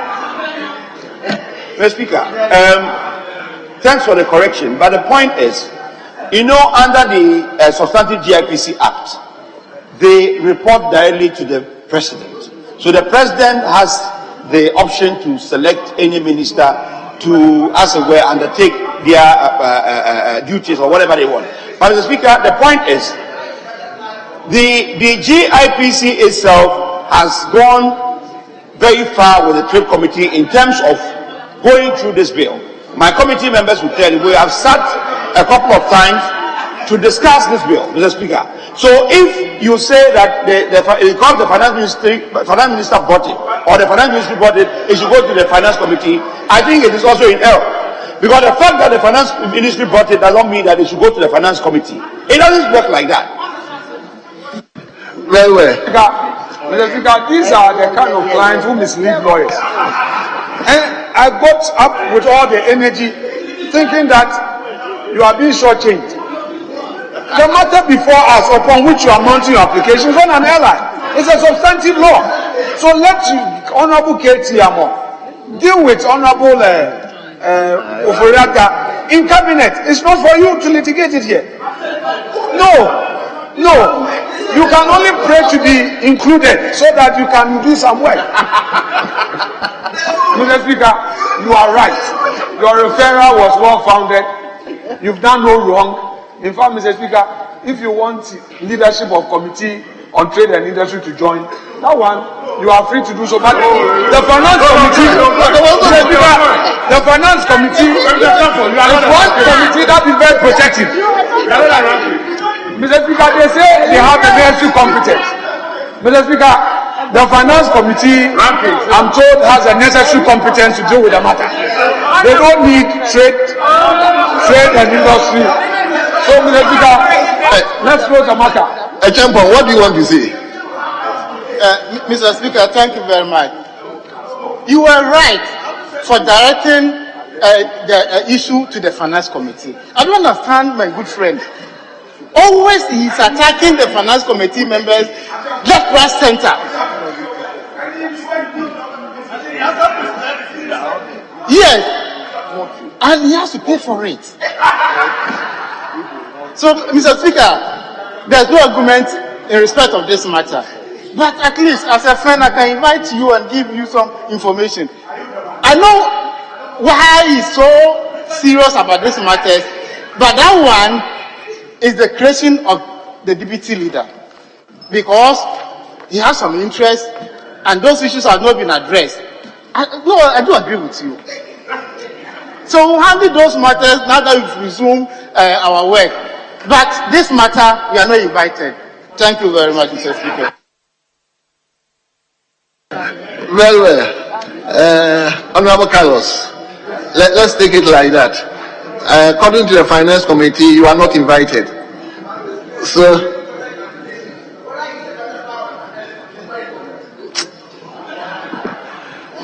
honorable members, I think we will bring proceedings to a close, and we will thank all of you for your participation in today's proceedings. Don't worry, you'll be given work to do. Don't worry. So the House is accordingly adjourned to tomorrow, 10 o'clock in the forenoon. 10 o'clock in the forenoon tomorrow. The House stands adjourned.